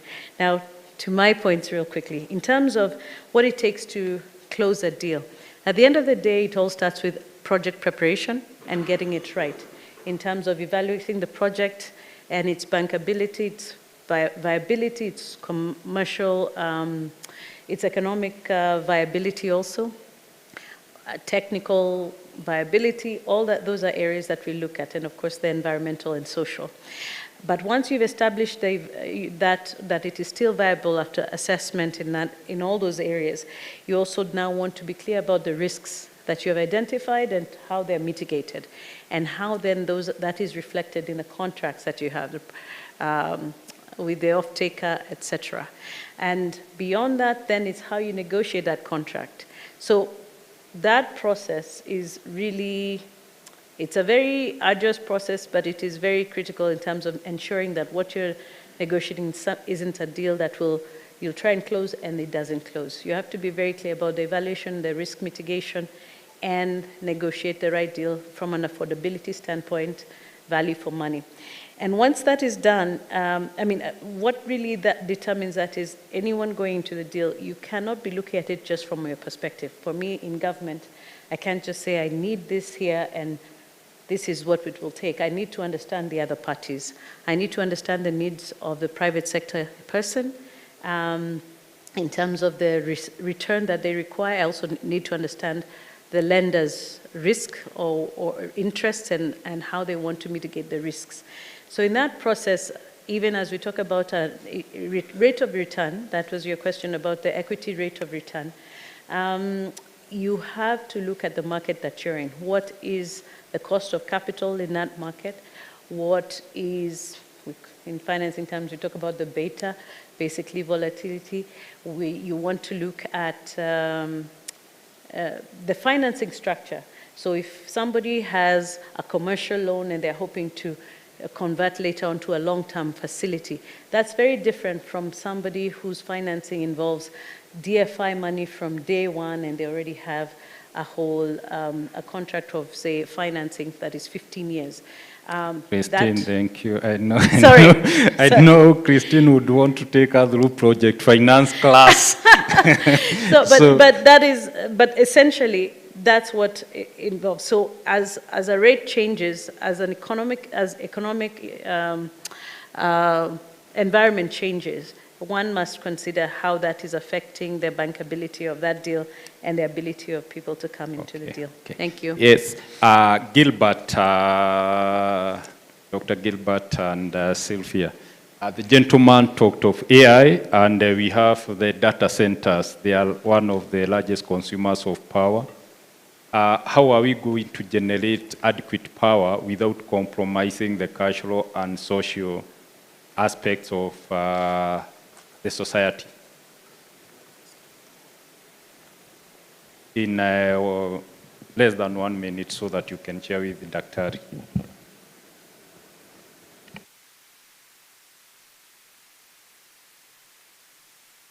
Yes.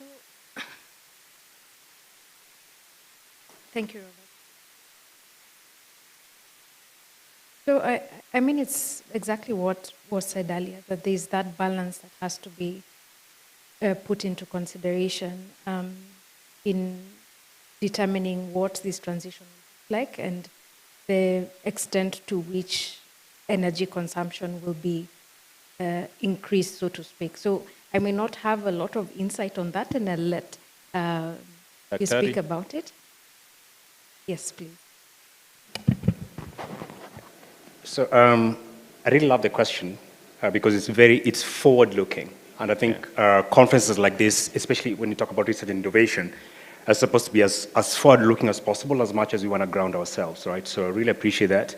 And as far as AI goes and data centers in Kenya specifically, I think the demand is not there yet, Robert, and I didn't catch your name, sorry. I don't think the demand is there yet, that we could really, currently heavy consumers of AI in such a level that we'll actually put those mega data and have local consumption, unless it is possibly maybe for external use as well. Like we're inviting other countries in Africa and other parts of the globe as well. So I think local consumption is not there yet.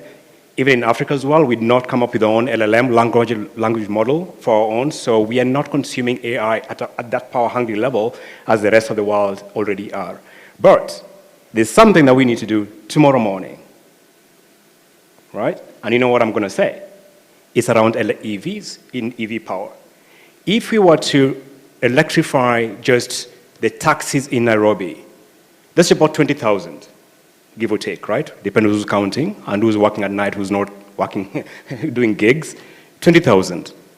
Each of them with a battery capacity of 40 kilowatt hour. That gives you a nice good range of just about 400 kilometers, give or take. You'll require, if they all charge at the same time, you'll require about 800 megawatts. If the country is at 2,200, right? At peak? 3,000. 3,000? Wait. 3,000?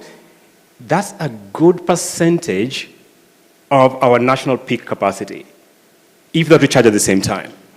And that can actually happen tomorrow. Why do I say that?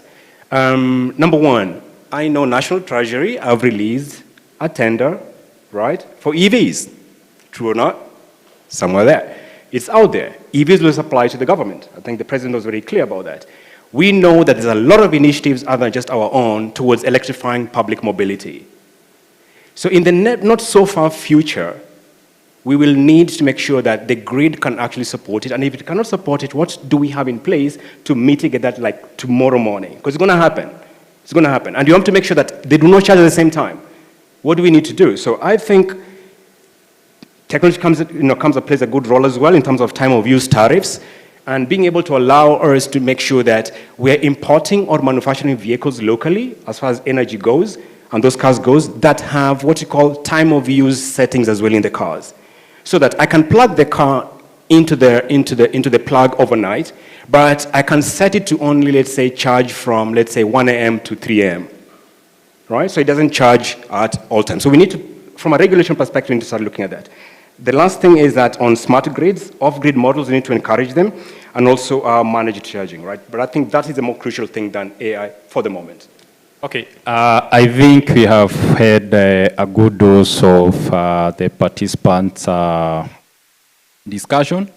And I think from where we are not talking in theory in terms of like last week, I left two discussions. One was negotiations, and the item which was left pending was on the denomination of the tariff, whether in local or whether in US dollars. The next discussion, they were looking at base. And the issues which were left to be discussed further by the parties were what Christine has said, technical in terms of the amount of base and the connection, and also in terms of financial and commercial. And this is what's happening even as we sit here. The discussions are, they are within that area of how can we structure bankable projects. And I think I can see the director, and I can see the director wants to put something as we come to a close. Yeah. Who has the mic?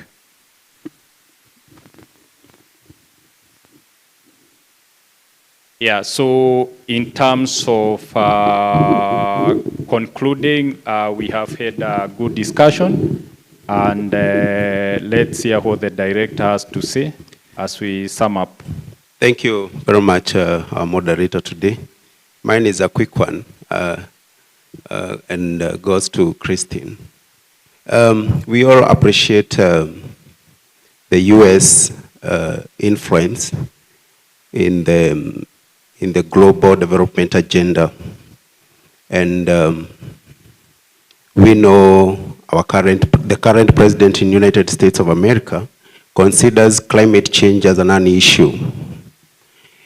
In our financing modeling, how flexible, from a policy level, how flexible are our financing models to take advantage of the American, or to align with the American perspective on energy financing model, so that we are able to take advantage of the current regime and to align our financing model to our advantage.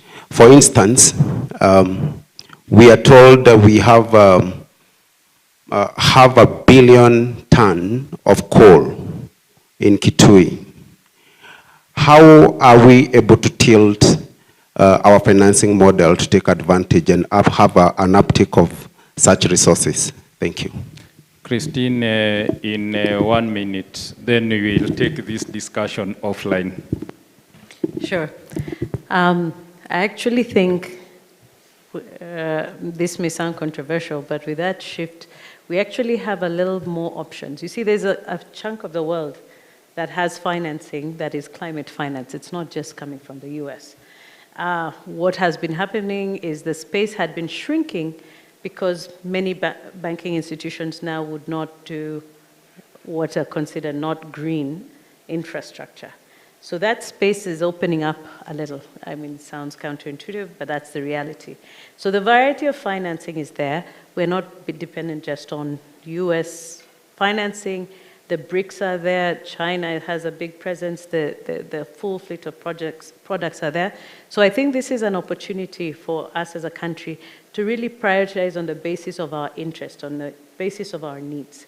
That openness does exist. From my personal perspective, yes, there's coal, but we have barely scratched the surface of geothermal, which is a very good source of green power and of baseload power that we have. It is hard, it is expensive to explore at the beginning, but then we have a sustainable source of really good power, and we have the technical expertise in-house. So for me, I would look at strengthening what we're doing on geothermal, and also strengthening our grid that we're able to evacuate the power that we have. Thanks. Thank you.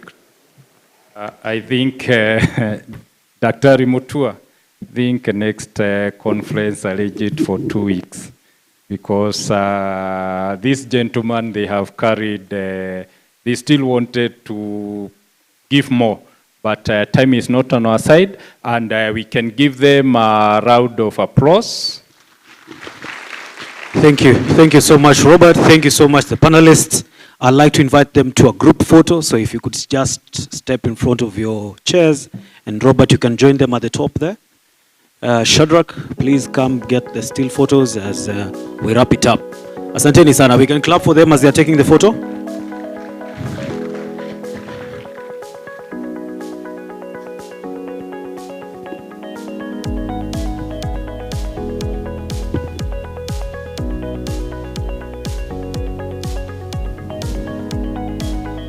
So as the photos are being taken, I'd like to just quickly usher us into the next discussion paper. Asanteni sana, the panelists. That was a heavy session. We appreciate and we take note of your content, and we hope that you're going to give you some more time during our next conference. The next paper is a jointly prepared paper. It's on green hydrogen futures in LIMCs and opportunities for fertilizer and steel production in Kenya. It's a joint paper by Pietro Lubello, Joshua Dwar, Ann Nganga, Michelle Akute, Kihara Mungai, and Steve Pai. So I will invite the presenter for that paper. It's going to be a precursor of the next 2 panel discussions. Kindly, if we have, is it Michelle? Please, Michelle, your stage is yours.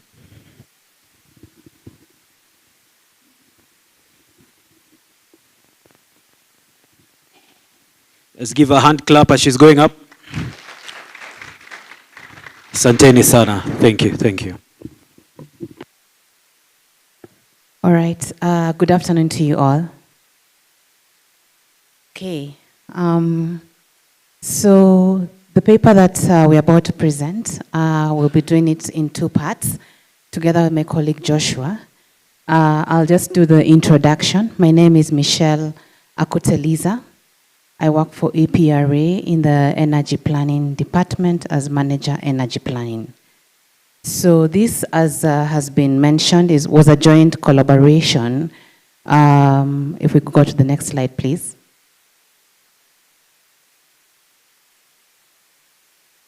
Next slide.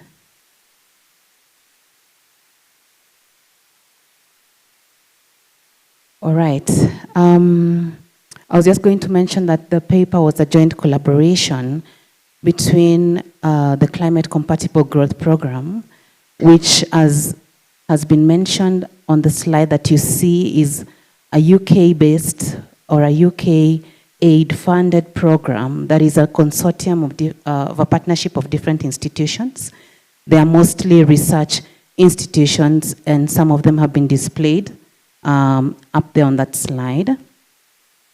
And particularly here in the country, the CCG was introduced to what we call the Least Cost Power Development Planning Technical Team, and they have been working with the team since 2021. Yes.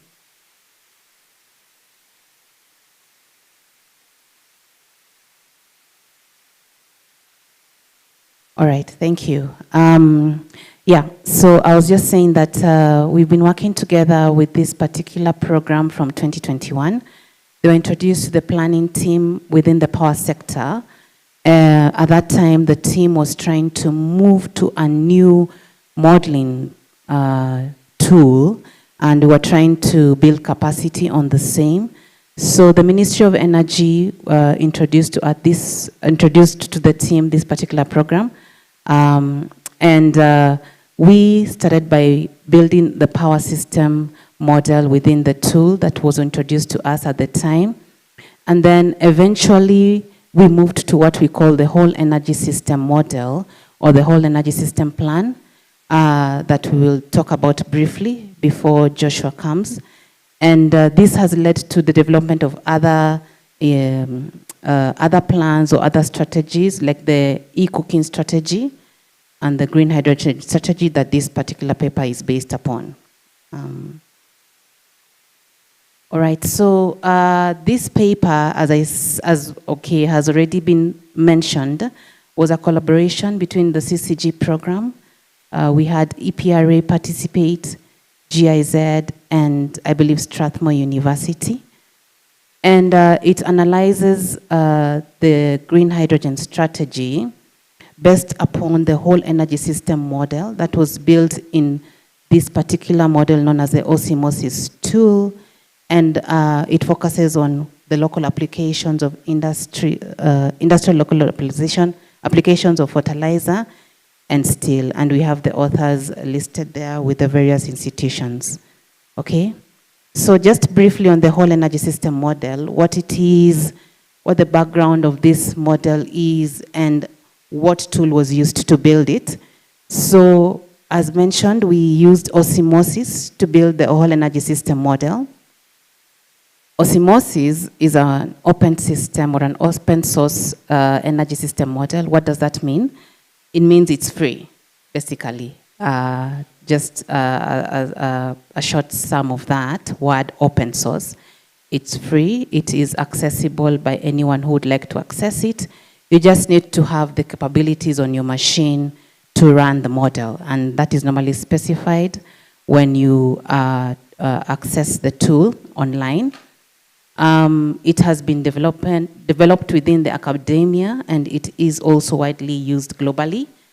It identifies what we call the least cost solution based on aspects of your technology, the technology that you're using, and your fuel cost. So it's just a matter of looking at what resource, what technology, what commodity you want to apply to meet demand for energy today and into the future, and your costs that you're trying to build upon that particular model.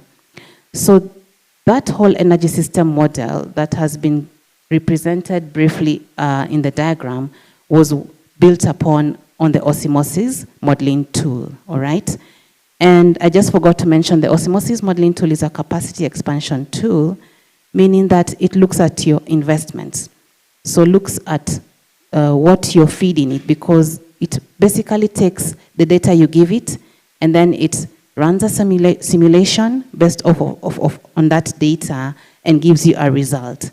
So the whole energy system model, it represents the entire energy system from production stage right to the end of the demand stage. So at the top, at the right hand of this diagram, sorry, the left hand, I confuse right and left sometimes, we have the primary resources, okay? So this could be produced locally within the country, or they could be imported. Then if they need to be taken to the next step, which could be refinery, if for instance we were producing or we were mining crude oil and the refinery was working, then that could be the next process within this flow chart, and we are calling it upstream mining. Or we could be importing the products directly and just transporting them to where they're required, all right? Then we have the next step, which is transformative, the transformative sector or the transformative stage, which now for us would be mainly the power system, which then takes in our resource and then produces an output of electricity that is then taken to the consumption point to be used for the various demands that we use this particular energy for. And sometimes also, we don't really need to pass through the transformation stage. We can directly use our resources or our fuels to meet demand for energy. It just depends which sector and what that particular function of energy that is being demanded for is going to be used, all right? So I hope that is clear. So that is basically what the whole energy system is, and it takes different sectors within the energy, within the bigger energy sector, represents if it is industry, if it is transport, cooking sector, power sector is part of it, brings them all together and identifies points of interaction and looks at the output in terms of what that demand, looks at an output which is demand and how the different sectors are interacting to meet the demand for energy, okay? So this particular whole energy system model is what was used to build the e-cooking strategy. It has been used in the Green Hydrogen National Strategy, and quite recently to build the Beyond Oil and Gas white paper, which was recently commissioned by the Ministry of Energy and Petroleum. And those are the main applications that have been built upon using the whole energy system model, and specifically with osmosis modeling tool. Then what we foresee, or how we foresee the whole energy system playing a key role is in the Integrated National Energy Plan process. We see that this could be used from the knowledge that has been gained by the least cost team to generate the wider energy system that INEP generally or basically looks at, and as well integrating both national and county level planning. Partly this has already begun. CCG has been doing some activities on the same, especially on the county level planning. So we believe that this will continue, and we will be using the WESM, as it is more commonly known, to build and develop governance decisions at both county and national planning. I believe this is my last slide. I would like to welcome Joshua.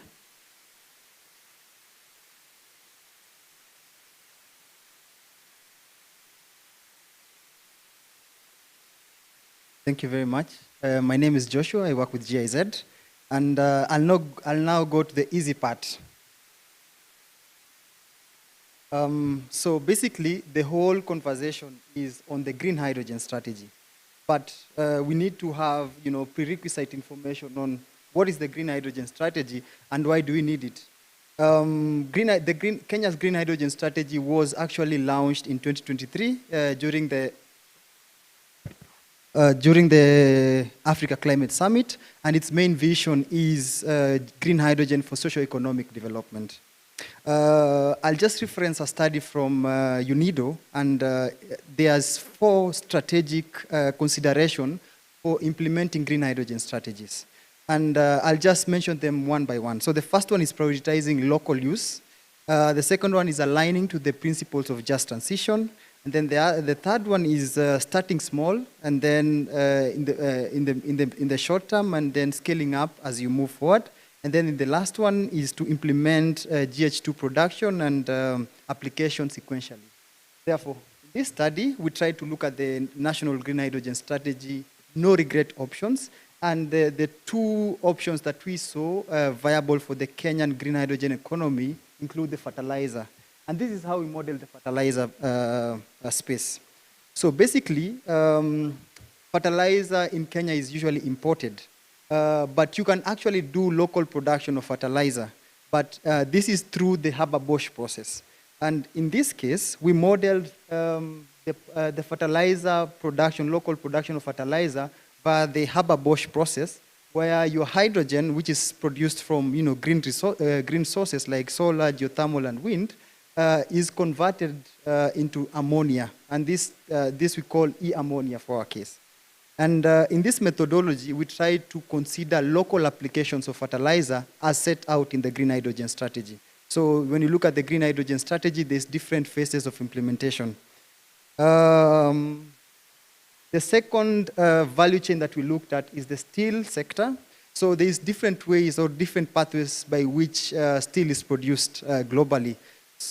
In this study, we focused on the DRI EAF approach because this is the approach that would accept, I would say, reducing agents like green hydrogen and natural gas. And when we did our modeling, we tried to compare scenarios between hydrogen, the hydrogen pathway of the direct reduced ion process, and also look at the natural gas approach and try to balance and also look at the importation of steel products like final, not raw steel, but the final product of steel, and then see what the competition will look like in the green hydrogen space.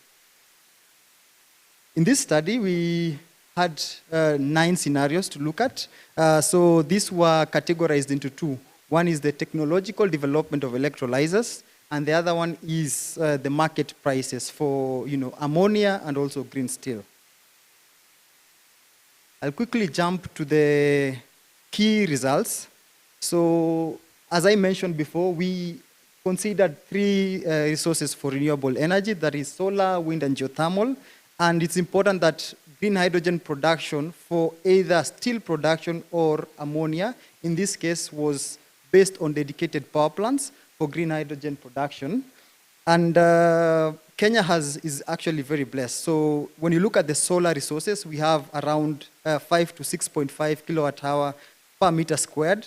And when you look at also the wind resources, we have around 45% to 65% capacity factors. These are very impressive figures, and especially when you look up in the north of Kenya. And in this model, we try to model 3 cases where we try to identify which resources will have the most optimal impact on the capacity mix for Kenya, especially when you're looking at green hydrogen production. So therefore, in Kenya, the best optimal capacity mix for green hydrogen is based on, it's also dependent on the location that you select. to the fertilizer results. Basically, this is an interesting topic, especially now that green hydrogen is gaining a lot of traction in Kenya. So we can see, if this thing has a pointer, but you can see from the graphs, there's a ramp up of ammonia production until 2032, and then there's a I think there's a plateau from 2032 going on. So why are we interested in this specific part? When you look at the green hydrogen strategy, there's targets by which Kenya would stop importing fertilizers. And probably this shows the import substitution as set out in the green hydrogen strategy. And therefore, this suggests that there's cost competitiveness, because the green hydrogen topic is also an issue of the cost competitiveness. And then on the higher market scenarios, we see also ramp up in production. But this is also because of we are bringing in cheaper electrolyzers, or we are manufacturing electrolyzers at cheaper price, and therefore this will also in turn lead to justifying export opportunities, because currently Kenya also exports fertilizers that it imports to the neighboring East Africa regions. When you look at the steel, the steel is also a very interesting sector. We have seen companies like DevKit, Tononoka trying to set up very large-scale plants. And also important in this one is that the low market prices for green steel does not affect the adoption of green hydrogen in the steel industry.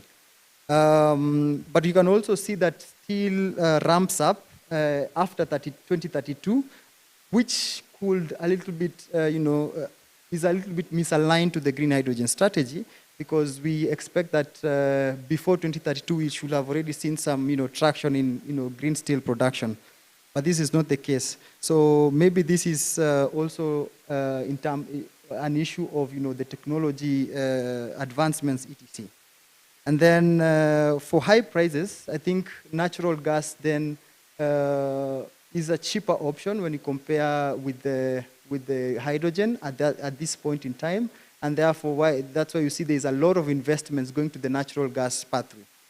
But as we are talking about climate change, I think natural gas has a lot of there's a lot of carbon intensity that comes with it when you're producing this steel. Therefore, it's not something that we would recommend in these first phases. And to our conclusions, so what did we find as part of these results? So we have very impressive results of the levelized cost of hydrogen. That is 2.7 to around $3.7 per kg. And when you compare this with the benchmark of the global, the global benchmark of ideal LCOH for hydrogen, which is about $2 per kg, Kenya is not so far off. Just needs some streamlining in our policies and attracting more investments. We have also seen that local production of green hydrogen could be competitive from 2030 to 2040s. Because as green hydrogen topic is an issue of cost at these early moments, so we need to be careful with how we actually advance or adopt this technology. On the key actionable recommendations based on this paper, so number one is we need to send out clear, this paper actually sends out clear signals, policy signals, to attract investments within the country, so that we can already start seeing lighthouse greenhouse projects. We have also seen this paper encouraging and incentivizing financing for low-cost green ammonia project, because the only way to also scale up or ramp up this new technology is a lot of incentivization is required. And then also we need to develop an industry, a fertilizer industry that will leverage on the e-fertilizer discussion. Kenya is now importing most of its fertilizers, so is there opportunity for local production of green hydrogen and finally to produce your green ammonia as a fertilizer input. And then there's also need to strategically plan the growth of the steel sector, because that's a low-hanging fruit for Kenya. We have already large potential for buildings coming up, and we see a lot of buildings coming up. Therefore, there is a lot of potential for the growth of the steel sector within the country and also within the region. So Kenya can actually position itself as a leader in the green hydrogen space. With that, I was really rushing because of the time, but I am done, and I'm welcoming any questions. Thank you so much. Thank you so much, Mr. Joshua Odor, Ms. Michelle Akute, and Mr. Pietro Lubello, and the other joint researchers. I will only allow one question, two questions for the presenter. So I'll start with you, Catherine, and then to Newton. Thank you. Now, the caveat is I am no expert in this area, I just have read peripherally, but Yeah, okay. I'm curious why in your modeling you focused on the cost of, basically fully, steel at the final stage as opposed to the raw steel, which is what I think many companies import, because that might skew, that can skew where the benefit kicks in, right? Yeah. Rather cost-benefit analysis. And then my second question is what you talk about, the incentivizing of investors and the business case for green hydrogen. It is a talk of the town, but we look at it even in advanced markets. There's limited adoption. I look at even an advanced market like the US, where there's a lot of variability in the incentives that are being offered. 1 minute this is offered, then it's taken off the table. So what is it that is causing it even in markets that have adapted it more for it to not quite take up? And why do we think there's a difference in Kenya? My fingers were crossed. You don't ask a very hard question, so I think I can work with that. I think I didn't go into the deep details of the modeling, especially when you look at how materials flow from an input to the output. But I mean, we'll share this report with you, a link. So you'll see. I mean, we have actually considered raw iron ore for this process, because at the end of all this, when you're producing your green steel as the final product, there is a step-by-step approach, which we have actually considered. What we have tried to, this term we call energy service demand, where we try to bring in competition between different, I would say, pathways of getting the final product. So in this case, we looked at one approach, which is the hydrogen approach. We looked at a natural gas approach, because at the end, even if you're having your hydrogen, this is too technical, I'm sorry. Even if you're having your hydrogen, you still have a feedstock like an iron ore required. And then we also have an import aspect of this, so where you import the final product. And when we do the analysis, we still see that hydrogen and natural gas could still be cost competitive in the coming years. Not at this point. At this point, you see, you could see the graph. We're still importing most of it, but there is a period by which we start now producing locally. And this could be due to many factors, and majorly, project financing, architecture being very stable for the country. In your second question about developed markets, I think without doubt, the green hydrogen topic is still very nascent globally. No country globally has actually has it by the grips of their hands. So what can we do at this point? Number one is to create an enabling environment for investors to come and set up. Number two is to set up pilot projects. Let's see lighthouse projects. Let's see a SAF plant somewhere. Let's see an ammonia plant somewhere. This will already attract investors and investments. Number three is we need a lot of willingness from the private sector and government to collaborate in this topic. I mean, now I know EPRA has already has launched its green hydrogen guidelines I think 2 years ago or 1 year ago. And this is basically to enable the environment, to make sure that the environment is very level for everyone to play in. And these are some of the things that we are trying to also advocate for in the coming years, so that we at least achieve what we had set out in the green hydrogen strategy, which is a very ambitious strategy, by the way. but we have all the hopes that this will work. I think we can also, Patana, you may attend, and we can discuss this further. Before you go to the tent, I think you'll have to answer my question, maybe. But my question is from a planning perspective, planning and investor perspective. Assuming I'm an investor or an energy planner and I want to do an optimization for the energy demand in the country, also I want to make a decision about my input.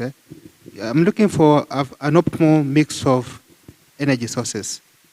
And that optimal, you have so many feasible sources, but not all feasible solutions are optimal solutions. So what I'll be looking at, you've said you're transforming from solar energy or wind or geothermal, and then you're doing electrolysis, and then you're getting green hydrogen, and then using that green hydrogen as a fuel to power your, first of all, your steel power plant, and then do ammonia. So what I wanted to know from your research is whether, what I was expecting to see is that, first of all, that the energy that you, after doing that transformation, the energy that you're going to get, that green hydrogen, is going to be a very cheap source of alternative. So I wanted to see, for example, what is the least cost, what is the levelized cost of energy after doing all those transformation, such that now it can be a least cost option to power your steel production, because that is a very key input. So you're not looking for any solution. You're looking for an optimal and a feasible solution. So one, I wanted to know what would be the end cost of that, and also secondly, what would be the average cost of that fertilizer that you're getting after doing all those transformation? Because I'm in this sector and I've seen 5 or 3 proposals coming up saying they want to do green hydrogen fertilizer, and then after going through a whole year of due diligence, the whole thing collapses. So probably in this, what you need to tell us that is feasible. It's not only feasible, but it's also optimal, based on those 2 matrices. Joshua, as you answer that, just keep it under a minute, because I'm running out of time, and then just behind the tent, like you had suggested, you can have a better discussion. Yeah, I think I'll just keep it very simple. The green hydrogen space is not yet developed as we hoped for. The numbers as of now are not as impressive as we would hope for. The cost of production is very high, and that is not what we want at this point.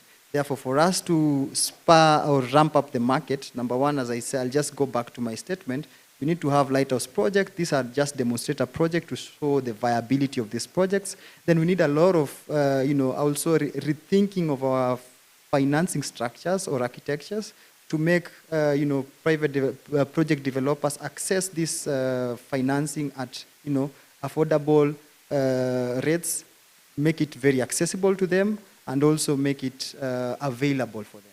So the other questions, maybe we can speak behind the tent because of time, but green hydrogen at this point is not as bankable as we want it to be, but we are hoping that in the coming years, it will be as bankable as electric mobility has been.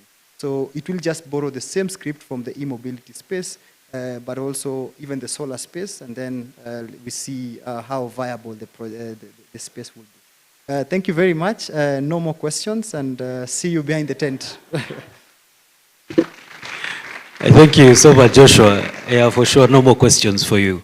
Allow me to bring in the next panel pretty quickly. I will start by introducing the moderator and the panelists, and then the moderator is going to introduce to us the next topic of discussion. So the moderator for that panel discussion is Engineer Fred Ishuga. Engineer Fred Ishuga, if you could be making your way to the podium. Engineer Fred Ishuga is a general manager in charge of renewable energy research and development at the Rural Electrification and Renewable Energy Corporation. He has great expertise and experience in renewable energy, exploration and exploitation, energy efficiency, and energy management. Prior to joining REREC, Engineer Ishuga worked for 5 years as sustainable energy expert at United Nations Industrial Development Organization. A big clap for him. Second on stage, I'd like to introduce Ms. Beatrice Musyoka. Thank you, Ms. Beatrice Musyoka. She's a seasoned energy economist with over 20 years of extensive experience in the energy sector. She's currently serving as the Assistant Manager Economic Planning and Policy at KenGen, and demonstrate a robust background in economic and financial appraisal of infrastructure development projects with a keen focus on sustainable energy solutions. In her current role at KenGen, she leads economic planning initiatives, providing strategic insights that drive policy formulation and implementation. A big clap for her. Third on stage is Miss Sandra Banda. Miss Sandra Banda. Thank you so much, Miss Sandra.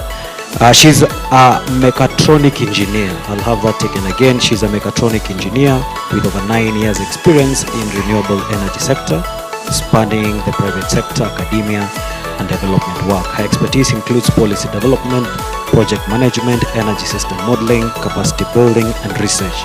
Her work has covered green hydrogen, solar PV, electric cooking, nuclear security, and energy access in sub-Saharan Africa. Currently, she's serving as a technical advisor at GIZ Kenya, and she applies her technical background to develop and advise on strategies that strengthen the German-Kenyan collaboration in green hydrogen and renewable energy.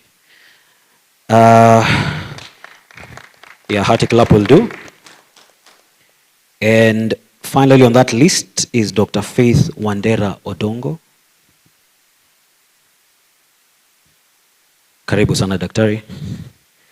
Dr. Faith Wandera Odongo is a Director of Renewable Energy at the Ministry of Energy and Petroleum in Kenya. She's an energy professional with over 3 decades of distinguished service in Kenya's government energy sector, currently serving as the Director of Renewable Energy in the State Department of Energy. She has a robust academic background, including a PhD in strategic business management and extensive experience spanning from Chief Renewable Energy Officer to her current leadership role. She has been instrumental in developing national sustainable energy strategies, particularly in bioenergy and clean cooking strategies. Asanteni sana, take it away, Engineer Sugar.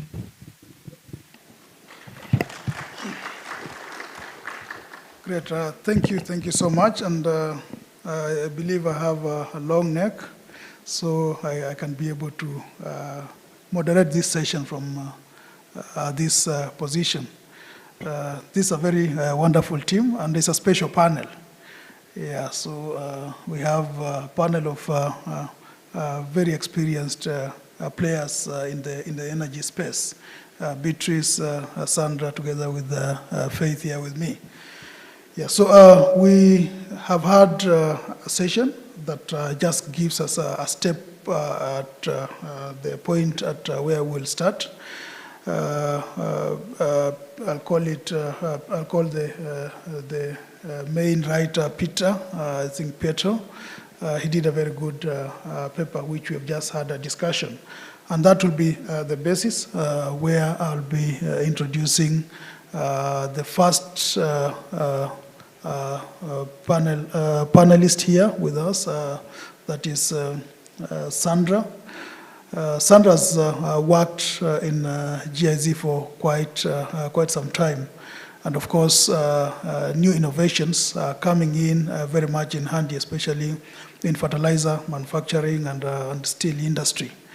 So based on your experience, Sandra, it would be good just to know where innovation is going to lead us, not just in urban space, but also to have benefit in rural areas. So how do you see these new trends coming on board to also support those areas that are not in built environment? Thank you very much, and thank you for having me on this panel. Just to borrow from what my colleague Joshua has just presented, different technologies such as green hydrogen are presenting options for innovation and application in different sectors.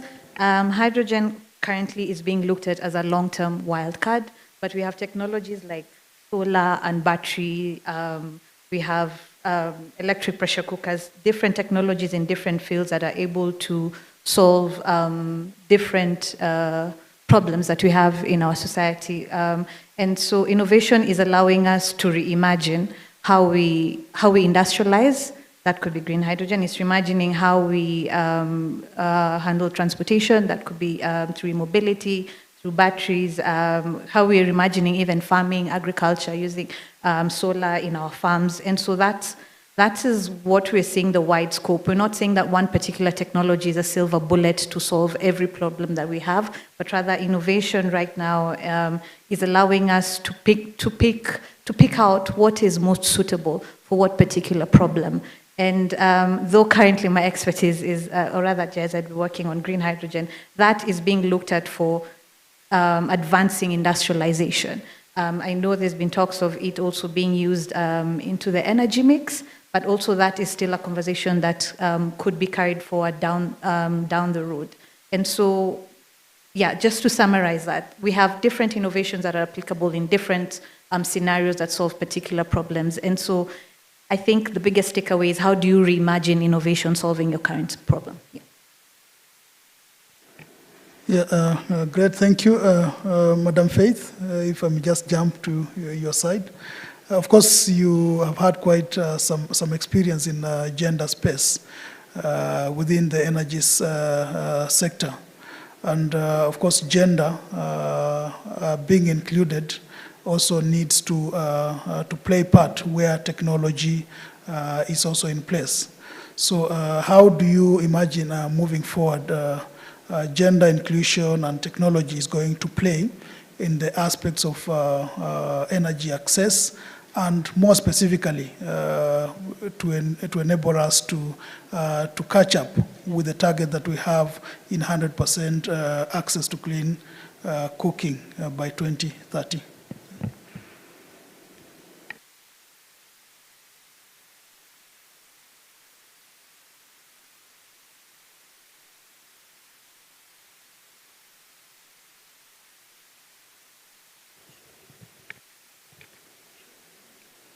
Hello?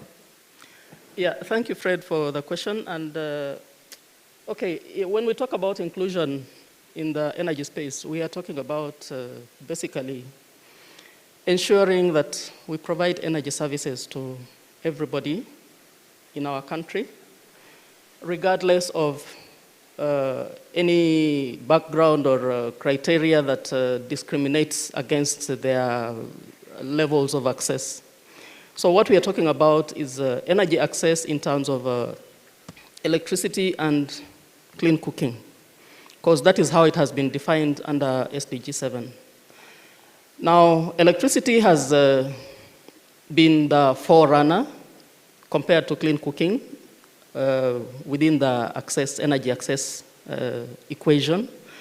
And clean cooking has been left at the back. It has been not really been considered as energy per se.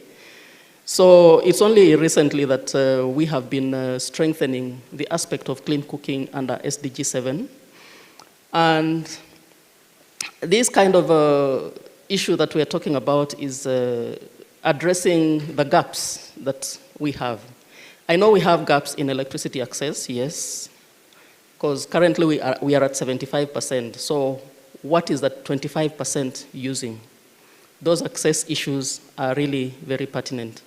When we come to clean cooking, it is also pertinent because currently our access is at 34.4% according to the Kenya National Bureau of Statistics 2023-2024. And what is the remaining percentage, close to 65%, what are they using? So when we talk about inclusion, we are trying to address the pertinent issues that these communities that do not have access both to electricity and clean cooking. We would like them to have that complete access and be at par with everybody. We do not need to have those discriminations.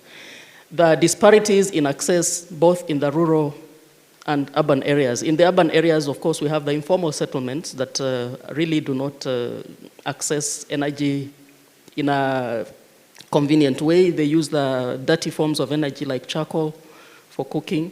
In the rural areas, we have been struggling to bring people away from firewood to use biogas.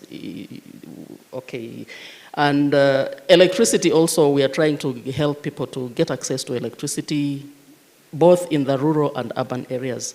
So these disparities drive us to, to rethink how do we enable every person, be it a woman, be it a man, be it a small business, be it a large business, whether it is cooking, whether it is electricity, or manufacturing, or whatever it is.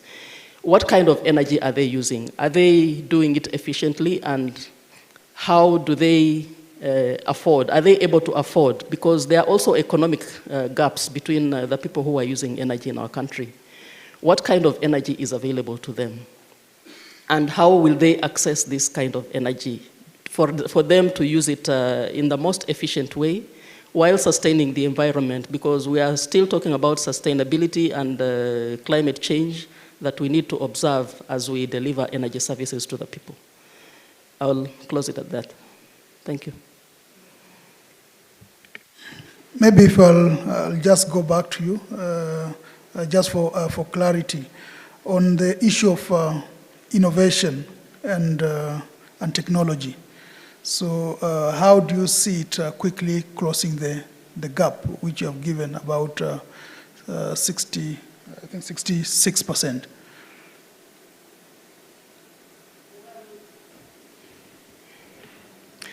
Innovation and technology has got a very big role to play in closing the energy access gap. And this is simply because we are living in an era where technology has become the way to go, and everything is like it's based on technology, be it communication, be it traveling, be it manufacturing, be it the production of the energy, cooking appliances. We need technology to do all these things. So the basic role of technology is to improve the affordability and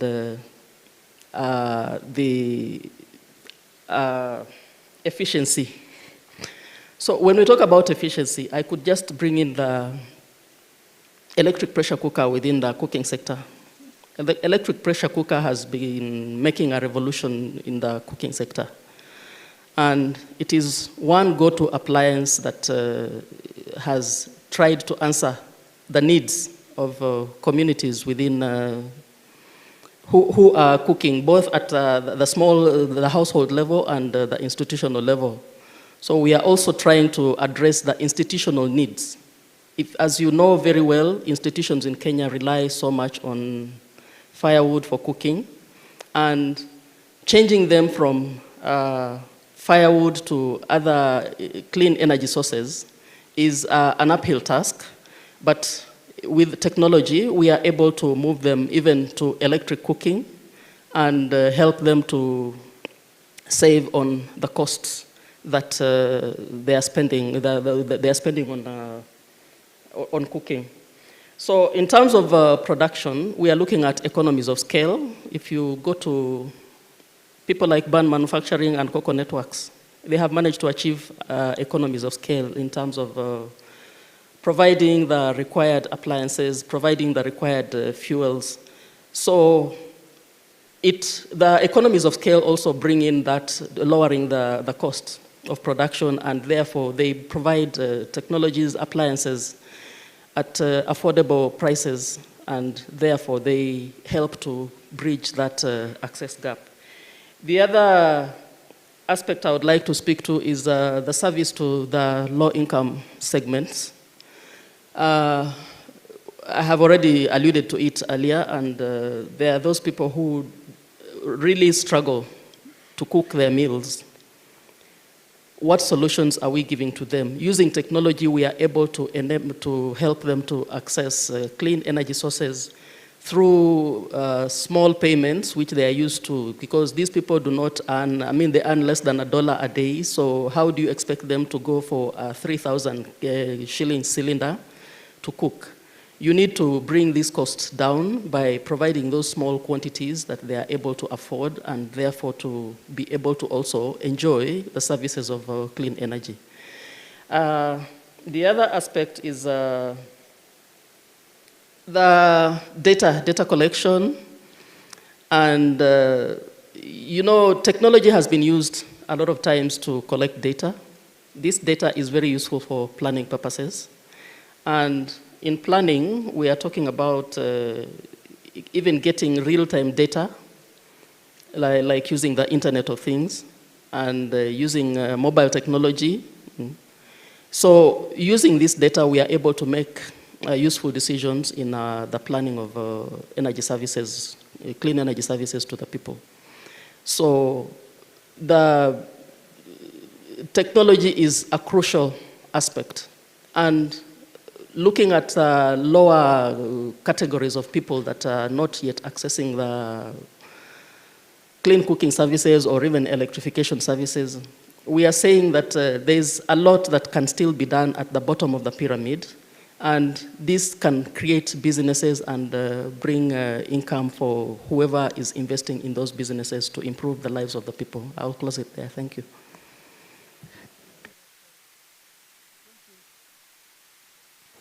Thank you for that detailed expansion on the topic.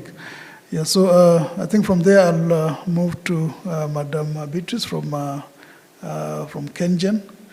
Yeah, Beatrice, we are aware that KenGen has developed a PPP framework. Some of the innovative models that are now coming on board to support us in terms of quickly reaching out and ramping up towards having 100% access to energy. So in your own perspective, and of course borrowing also from what has been discussed earlier in the earlier panel, so how do you see this framework, and also in your own opinion, how do you see these PPP models supporting close up the energy gap that we have?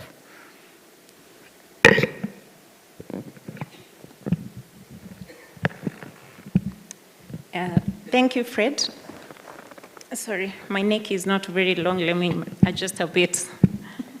So thank you, Fred, for that question. Yes, indeed, KenGen has had a framework on PPP. And from where I stand, what I usually say is that as much as we are talking about sustainability, we cannot talk about sustainability without talking about innovation. It is innovation that guides sustainability, because we have to invent new ways of doing business so that we can remain sustainable. Having said that, let me just take you a little bit on the innovation journey for KenGen, which started some way back in 2008. And this was informed by the desire to enhance business continuity, and especially for those who were there before 2008, when we had the KenGen IPO, initial public offer. This was informed by the need to look for better ways of financing project development. And after that, we also, through innovation, we came up with the PPP framework in around 2012. Actually, we started even before the enactment of the PPP Act. And all this was about innovating and looking for new ways of project development, whereby we were looking at ways of financing. We were looking at how we could leverage on technology. We could transfer risks from the public sector to private sector.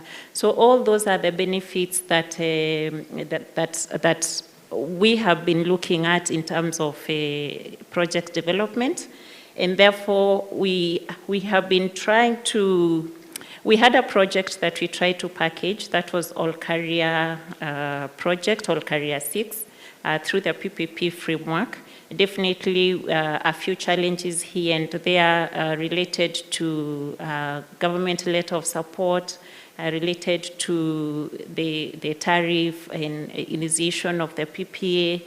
But I would say that it is very beneficial to have the PPP projects, or rather it is good to develop projects under the PPP framework, because first it enhances the service delivery. You're able to tap into the private sector strength. You're able to share the risks accordingly so that at least the public sector does not remain as exposed.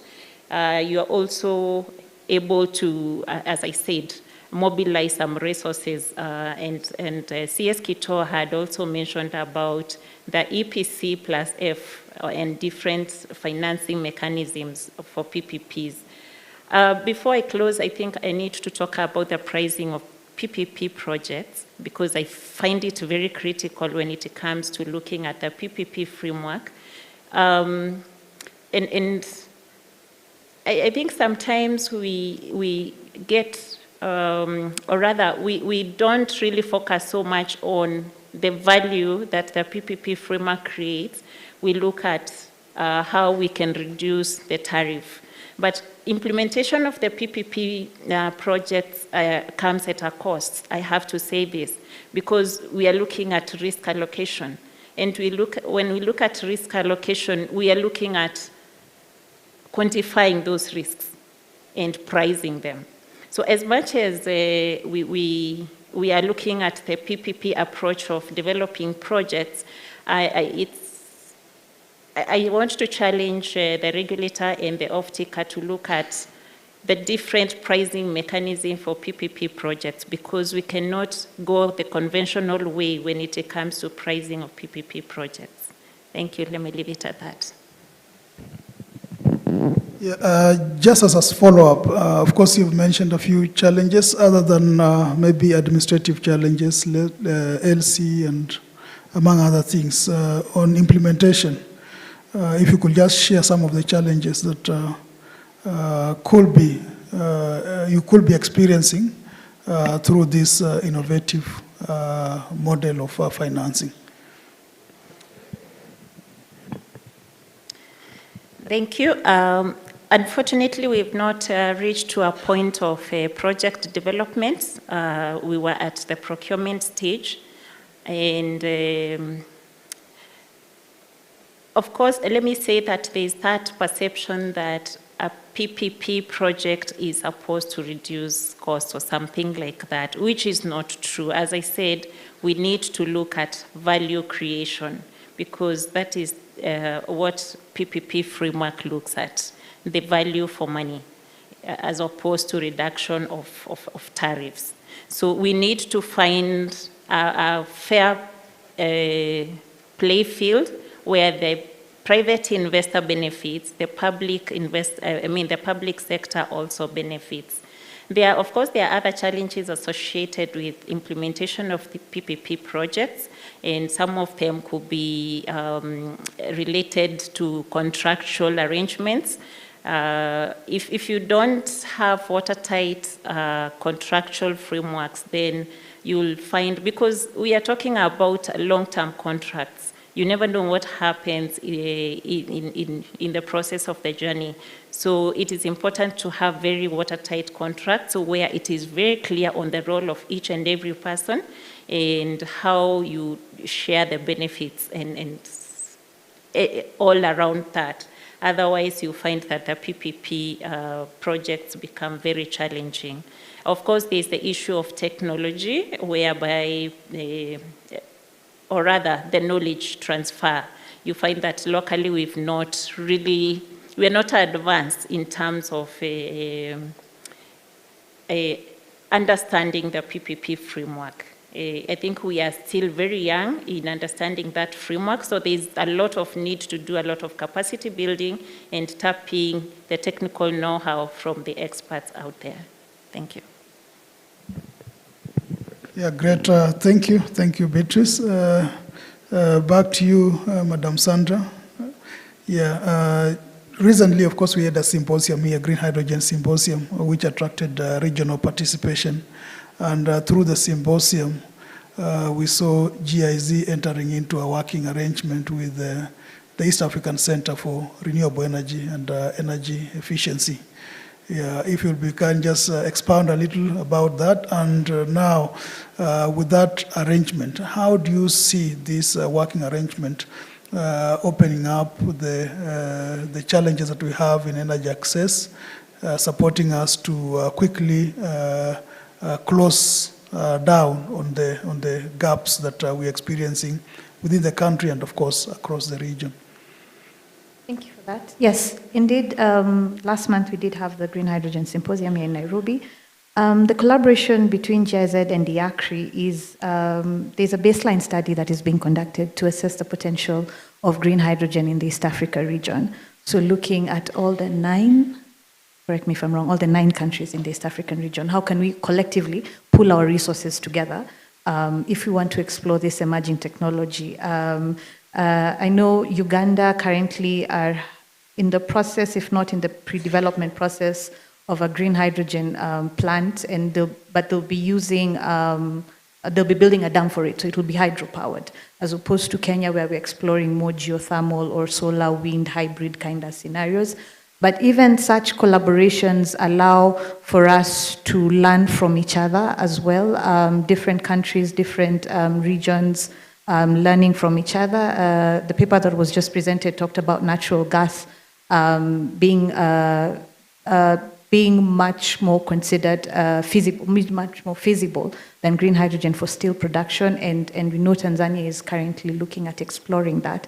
So we're looking at a scenario where who has what, and just along the green hydrogen value chain, even in manufacturing, can we get to a place where we may not be able to manufacture electrolyzers, but even if it's in repairability or across the value chain, what resources do we have as a region that we can tap into each other?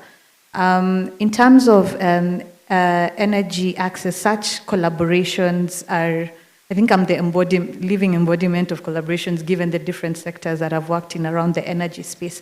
We need private sector to put in their capital. We need them to bring in the business. We need them to be the key players who will drive any economy. We need academia to give us the numbers. Again, allow me to reference green hydrogen. For the longest, everyone was asking, but what is the cost? What is the optimal cost for Kenya to produce green hydrogen, given that it's a topic that is being discussed? And now we have papers that are speaking on that. We have research that is coming out on that. So we do need different players coming in. We do need the public sector to create that enabling environment for businesses, for the sector, for different economies to flourish. Yesterday, borrowing from one of the discussions yesterday, I had them talk about assessing each particular technology or each particular innovation based on the macroeconomic benefits. So collaboration is allowing us to do all that across the sphere of that. And so energy access is just one of the many things that we get to tick off our box in terms of development. We've done great work so far to get to the 75% energy access rate. Of course, there's still more work to be done. There's still work going on. I think the thing that I like right now is that we are tapping into our own resources, our own skills, our own capacity. We're relying more on ourselves to drive the conversation, to dictate what works for us and what doesn't. Again, allow me to reference hydrogen. I know a lot of people are like, but it doesn't work for our market, or maybe it does. So allowing us then now to tap into our own expertise, our own capacity to assess financials as well, being telling us come up with bankable projects. But what are bankable projects in the Kenyan or in the East Africa region market? Engineer Sugar, 5 minutes to wrap up. Yeah, great. Thank you. So just to get your quick feedback, Dr. Faith. We are increasingly seeing inclusion of gender aspect and technology. Yeah, so in your own perspective, how do you see as an ideal environment for these to operate, or what do you see the government having a responsibility to put in place so that these two can be able to work seamlessly? Just a clarification, which two? That's gender and technology. Gender and technology. Yes, yes. So the government has been putting in place measures to support gender mainstreaming in the energy sector. And part of these efforts include mainstreaming gender within the programs and projects that we are implementing in both the mainstream ministry and the SAGAs, that is the semi-autonomous government agencies. So part of this process or the achievements that have been made through these efforts include establishment of gender committees to sensitize the actions of the institutions within the energy sector, to reach communities, and also to make them aware of the gender disparities in energy access and how these can be bridged. And partly also to mainstream gender within specific programs and projects. And some of the results also include mainstreaming gender in most of the energy projects that are currently being implemented. And the gender policy that was developed in 2019 has been central to this and has helped us to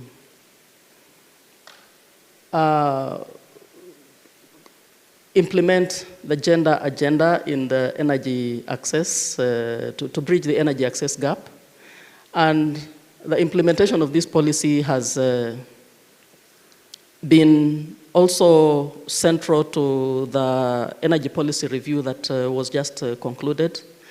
Previously, I think in the 2004 policy, 2018 policies, the mention of gender was kind of in passing, but in the new policy, we are now looking at gender as a very serious issue that needs to be included, and we are also recommending the institutionalization of gender in the energy sector institutions by establishing units that will ensure that the inclusion of those people who are currently not included is actually realized through the implementation of those measures that are spelled out in the policy.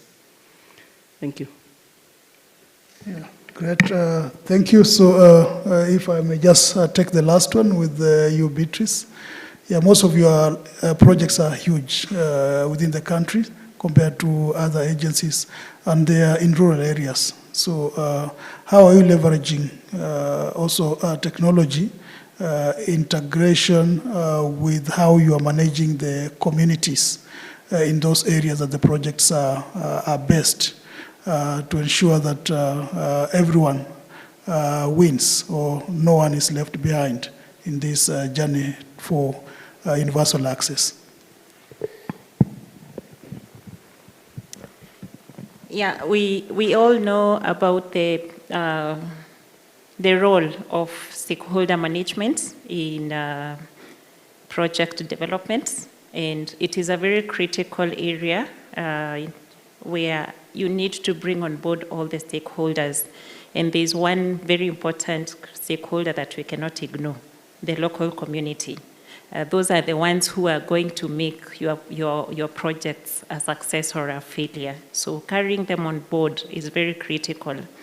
And for KenGen, what we have considered for success of our projects in terms of engagement of local community, we have tried to enhance inclusivity. It is very interesting that most of our projects are within different communities. You have, for example, in Hydros, you have Mberes, you have Kambas. We have a diversity of different communities, and we have to make sure that they are all included when it comes to discussion of the projects and even in benefit sharing. We have, we usually do CSRs to the local community so that we also give back to them. That way, they embrace the project. That is one very critical way that we try to manage them. Then we've also tried to bring on board each and everybody through probably breaking down the information, not to technical jargon, but very simplified way so that they may understand the project. We have made sure that we have even translators to local dialect if need be. So those are some of the things that we do. We have a stakeholder management committee in each and every project that makes sure that they undertake that stakeholder engagement and involvement with the community. Thank you. Yeah, thank you, panelists. So I think we'll be open for one or two questions to the panelists before we close the session. So question number one here at the front.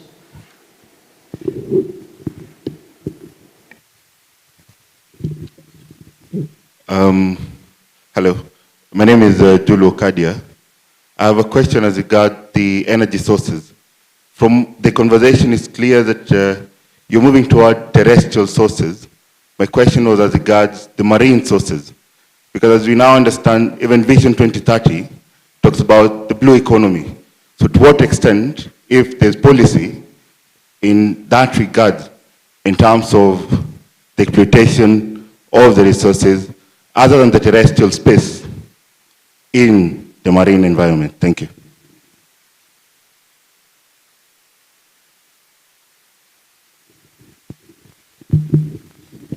Second question there. Thank you. My name is Grace Kihongi. I have a question on, now that we are talking about renewable energy, considering renewable energy, its impact is on the environment. If maybe we check on at the geothermal area at Naivasha, we understand exploration, it needs clearance of some a particular space or land. Then there is the GDC exploring on the other side. Then there are also the private areas that has been owned for geothermal exploration. Now, maybe years ago we talked about the thermal, and now we are talking about carbon emissions. Now we are talking about financing projects for decarbonizing. So after some years, will we be talking about now financing projects for bringing back our environment back where it was? So my question is, are there policies maybe by EPRA or the government on if there is an exploration happening, what are the requirements for the exploring company to do to save or to help in not affecting the environment so much, so that after some time we won't have now this maybe problem of our environment has really been degraded by our explorations. Also considering that the talks on nuclear is ongoing, and also there are also impact on it as well. So are there any policies or guidelines that are being followed maybe during licensing or during that process to make sure that the company that is exploring is having some things that they are doing to help the environment? Thank you, Engineer. In just under a minute for those responses, and then we can probably have more of that discussion after the panel discussion. So in just under a minute, please. Great. Then allow me to share these two questions. Dr. Faith, you'll take the first question on concentration on terrestrial other than marine.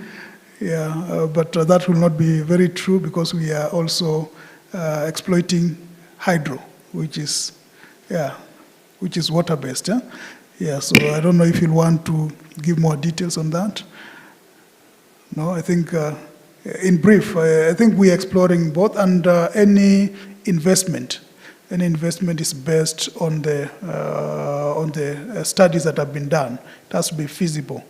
Yeah, closer to the users, among other aspects that are considered before that is invested in. Remember, generation projects are quite capital intensive. Yeah, so in brief, that is how I'll respond. Then Beatrice, based on the experience that you have in KenGen, especially ensuring that we are environmentally cautious when we are doing exploration and development of both hydro projects, geothermal projects. Thank you for that question. When we are doing the packaging of our of our projects, even at the planning phase, we usually take care of environmental aspects. So we do a lot of study on the environmental and social impact, and mitigation measures are usually taken. You find that after we finish the development of the projects, there is also a phase of rehabilitation. So once we have developed and probably we have interfered with the environment, we'll try as much as possible to leave it better than we found it. And if you go to Olkaria, specifically, you realize that because we are in wildlife, in a game park, we have the steam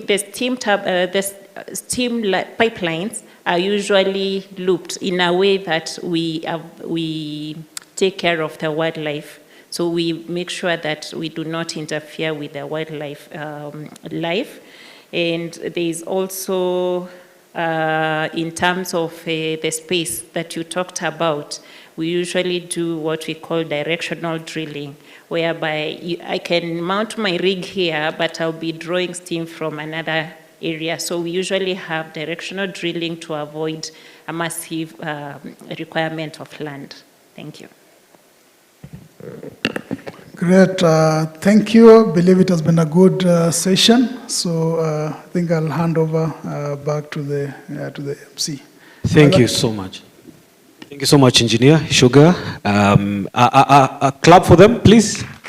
And then please step ahead and for a group photo, and then we can allow you to sit down. Shadrach, you can assist us with that. So as they take the group photo, then I'll be introducing our last panelists. We have one last panel discussion. So I'll be introducing the moderator and the panelists. Makofi kwa wale ambao wako pale mbele. Say thank you.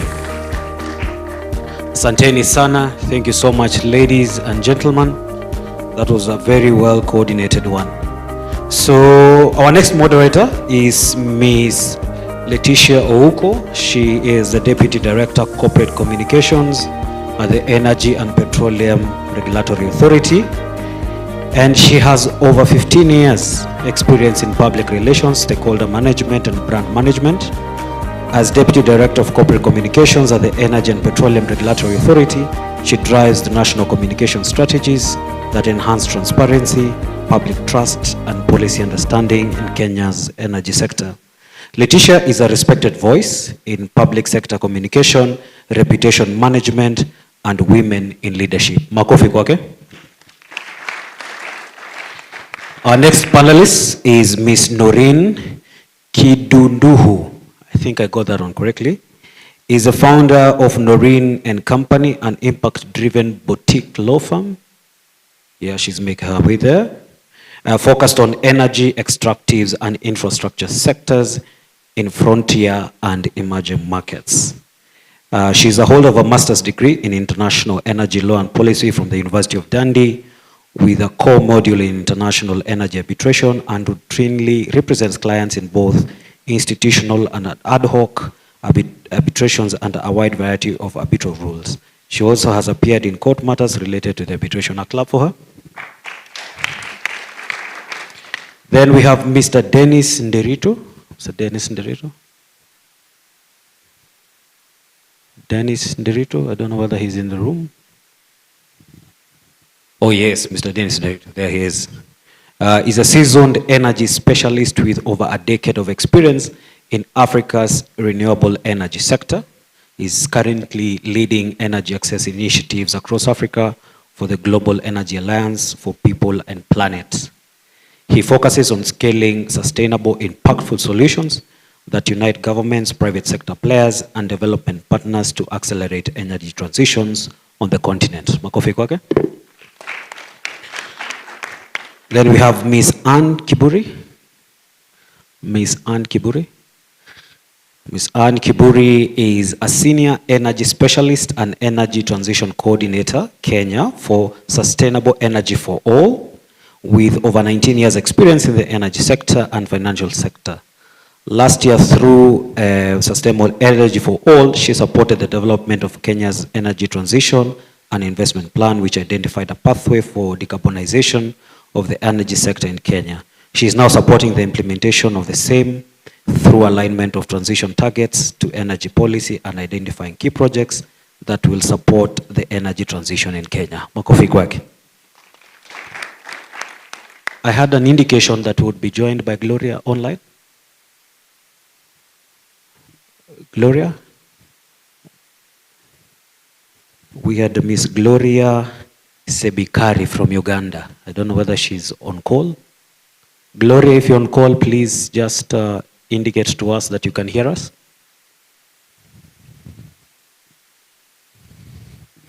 I think we just start. Okay, let's take it away, Letitia. Thank you. Okay. Thank you, Duncan. Well, the last couple of days, we have been immersed in the biological sciences, the physics, the chemistry, the mathematics, quadratics.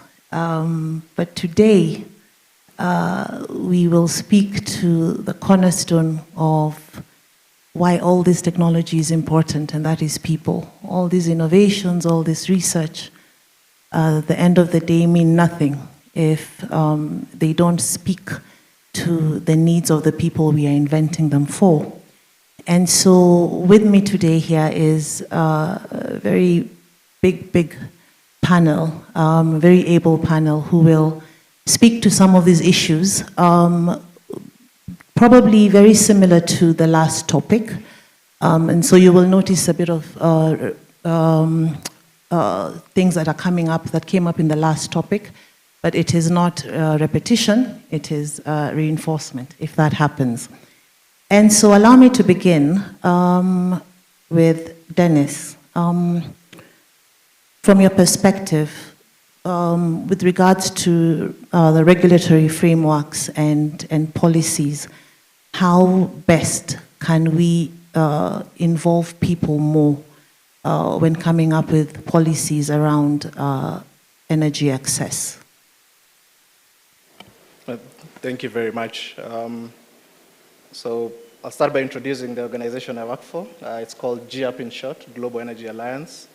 And we are a movement of several philanthropies that came together and also brought on board several other partners from the private sector, public sector, as well as other philanthropies beyond the ones that seeded us about 3 or 4 years ago. And we've been working in the African continent ever since in several countries. On this particular question, I think there's a whole question of participation, which I think Kenya is very good at ensuring there's public participation across legislations, across policies, and across all this. But I think even beyond that, it's really putting the end user or the people at the center of the whole matrix. So how do you make sure that all this work that is being done, all the regulation, all the power plants being developed, all the people who are developing projects, they are really all oriented towards the central customer, who's the end user. And secondly, I think a lot of people know this curve, which sort of describes energy access and energy consumption and economic development. And it's always shown to be very linear, that the more a country and its people consume more energy, the more developed they are, the richer or the wealthier they are. Unfortunately, I think for us, it doesn't work that way. And the evidence is there because Kenya Power and REREC did a lot of distribution expansion since 2015. But I think if you look at the curves, the number of customers has increased by 1.5 million or so, but the revenue has not grown in a commensurate fashion. So it just means you've increased your number of people, but their consumption is not actually growing, which is not a good indicator of being able to repay back the money that you've used to build this infrastructure. Because then it means you need more subsidies and all these things to cover for that big gap. Ideally, what we see as the missing element there is when planning is being done, the planning only involves the supply side of the equation. So you look at a country, where don't you have electricity, push it as much as possible. But we don't look at what are the value chains, what are the economic development opportunities that we should be trying to elevate in these areas. So that's a function of so many things. The first one being the consolidation or the cooperation between the energy sector, the agriculture sector, the industry sector. Every sector that is meant to be for economic development is meant to be the customer of the energy sector. So there's the one supposed to be pulling energy rather than energy pushing and hoping that something actually happens. That is very clear when it comes to things like roads and all these things. I think building the Nairobi Expressway had to do a lot of feasibility study to see there would be usage of the road before it was built. I think with energy as well, I think the usage part doesn't get as much relevance. So for us at GUP, what we try to do is to make sure that demand and people contribute that way. So we go and evaluate what are their needs, what would they need to actually be able to harness this economic opportunity, and how can we overlay that with development in the supply side, so that as you guys are building lines, there's someone who's already waiting for that line to do something. So if you start planning in that integrated manner, then it becomes very easy for you to monetize your power very quickly, for you to grow your demand organically, and not to wait for so long. I'll end by talking about a case study of a project we've done in Uganda. So in Uganda, there was a village not very far from Kampala, which had been electrified now 7 years ago. Their consumption was largely very low. So we wanted to do an experiment. And we designed another site just next to it that was not electrified before. This site was electrified by a mini-grid developer who came in, did a lot of the customer-centric work of growing demand, helping them with the businesses and the models and all that, giving them appliances on credit. And this built up their consumption to 30 times what the community that had had power for about 3 years, at that time had. And that was over a period of about 12 months. So if you think about it from that perspective, there's the whole planning issue, yes, as number one, which is really supposed to be done in an integrated manner. And the second one, which is very important, is the collaboration of the public and private sector. The public sector is very good at financing, very low-cost financing, because they can borrow at the lowest cost. The private sector, on the other hand, very agile, very customer-centric, so they can go very deep in understanding what customers need beyond the connection. So that once you give someone power, they don't just use it for lighting, but they can actually use it for other economic development opportunities, which means then they have incomes, and the incomes mean they can then pay for the power. And that is a very good cycle, because you continuously uplift people, and they continuously pay for more power, which means the utilities have more money to repay the loans they've taken, and that is a very budget-neutral way of doing development in the country. Okay. So that's another one, which is on really making sure that there's collaboration of the two sides as you're doing your planning. And the last one... let me just plug in Noreen. We'll be back in a bit. Yeah, right. Noreen, your thoughts on policy and how we can bring in communities at decision-making level. Yeah, and just to chime into what Dennis is saying. Yeah. When you look at it from a policy framework, and this is at the risk of sounding pedantic, okay, the definition of energy access is still very limited. It's either connection to the grid, yes, or use of non-solid fuels for cooking. And so when you have a very limited definition of what energy access is or it entails, yes, then it then means you cannot plan accordingly for the human interface of the policy. And which would explain why, for example, the last mile connectivity programs yes, the grid got to where it should have gotten, but were the people able to afford connection fees? Were they able to pay for the monthly bills? And as Dennis was saying, was the power being used for more than just charging their phones or lighting their houses? So was there an increase in income? Was there increase in efficiency of what they were doing? Have businesses grown? So when you have a very limited definition of what energy access means, you're unable to now plan effectively for what usage and utility of the energy is. So in my opinion, the definition for energy access needs to be expanded in our policy frameworks. I'd give the example of the current strategic plan that has just been launched by the Ministry of Energy and Petroleum. When you look at how energy access is articulated in that document, it's limited to increasing, installed capacity, increasing transmission lines, increasing substations, increasing, mini grids and so on.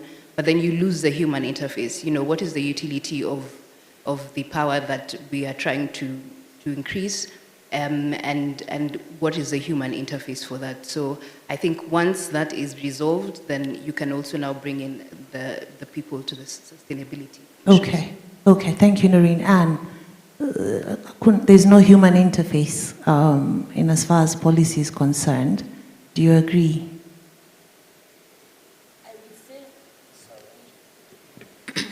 I would say there hasn't been for a long time, but now we are seeing things are changing. And just to add to what Noreen is saying, the definitions are being improved. Like currently, we know that the government has just developed the Energy Policy 2025-2034. And if you look at this document, then the government was very keen in trying to define what access is, trying to define who are the vulnerable communities, trying to define who have we provided access to and who haven't we provided access to. And we are seeing other initiatives as well, like what is now being spearheaded by World Bank and the African Development Bank to increase access, the M300 initiative.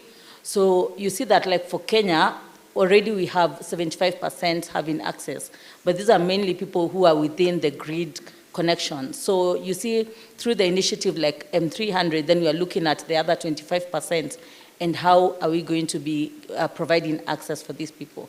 Thank you. Okay, thank you. I'm told Gloria is on. Gloria, can you hear us? Yes, I can hear you. Good afternoon from Nairobi. I hope you've heard what the panelists have been speaking to. We'd just like to hear your thoughts on the Ugandan experience in as far as involving people very deeply within the policy-making process. Thank you, and it's a pleasure to be here with you. My name is Gloria Sebikari. I work with the Petroleum Authority of Uganda, which I could say is the sister agency to EPRA, but mainly only regulating oil and gas development in Uganda. And so the perspective I would like to bring is the place of integrating all forms of energy in enabling or increasing energy access. I think in discussing the challenge of energy access, especially for developing countries like much of the East African partner states, East African community partner states, it's important to appreciate that the challenges with energy access are different from that of much of the developing world. And so in developing policy frameworks to enable energy access, we must recognize the local context and the issues that are affecting the people, so that the policies that are developed are actually people-centered and speak to the needs on ground. In Uganda, we are pursuing an integrated energy strategy, and that means we are developing all forms of energy, from renewable energy, nuclear energy, oil and gas, to ensure that we are able to meet the challenges to do with energy access, things like energy security and affordability. And so specifically, because a lot has been said about electricity, so I'll mainly speak to the place of the oil and gas sector in enhancing energy access. We are seeing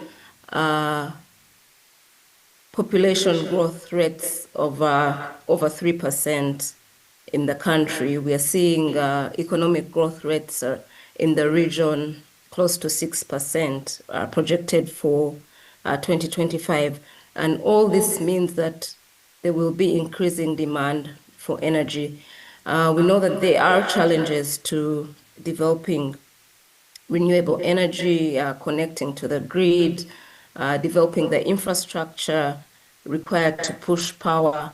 And so it's important that all forms of energy are placed in the mix. And that is why, for us in Uganda, we think that the oil and gas projects that we are developing are going to play, or already playing, a critical role in enhancing energy access and developing policies that speak to the needs of the people. Specifically, the plans that are in place are to use the gas resources that are developed, that are produced alongside the crude oil, to process LPG as an alternative energy source to biofuels. And this will go a long way in reducing the pressure on our forests, the pressure on our biodiversity, because we know that a lot of the people, especially in the rural and also in the urban areas, rely on biofuels, and this has challenges related to the impact on climate change and the impact on health, because it's one of the dirtier fuels. And this also speaks to the impact it has on the women who spend hours using wood fuel for cooking, for lighting, and the like. So we believe that by harnessing the gas resources, pursuing an aggressive policy that integrates all forms of energy, we will be developing policies that speak to the needs of the people. Thank Wonderful, you. wonderful. Thank you, Gloria. Dennis and Noreen brought in the aspect of we are building and praying that they come. And maybe this has to do with affordability. And I'd like us to just rope in that conversation. When I was reading up on the top 10 most affordable or cheapest electricity in Africa, not Kenya or Uganda were not in that conversation. And I know this has to do with a number of things, maybe natural resources, maybe incentives, investments. But how do we find a balance? Because I know the cost of electricity in Kenya is based on mathematical formula that Dr. Mutua and Newton and team have developed. So there's a cost-reflective tariff, but how do we ensure that there is social protection even as we develop these cost-reflective tariffs? How do we protect people in the process of tariff development? Dennis?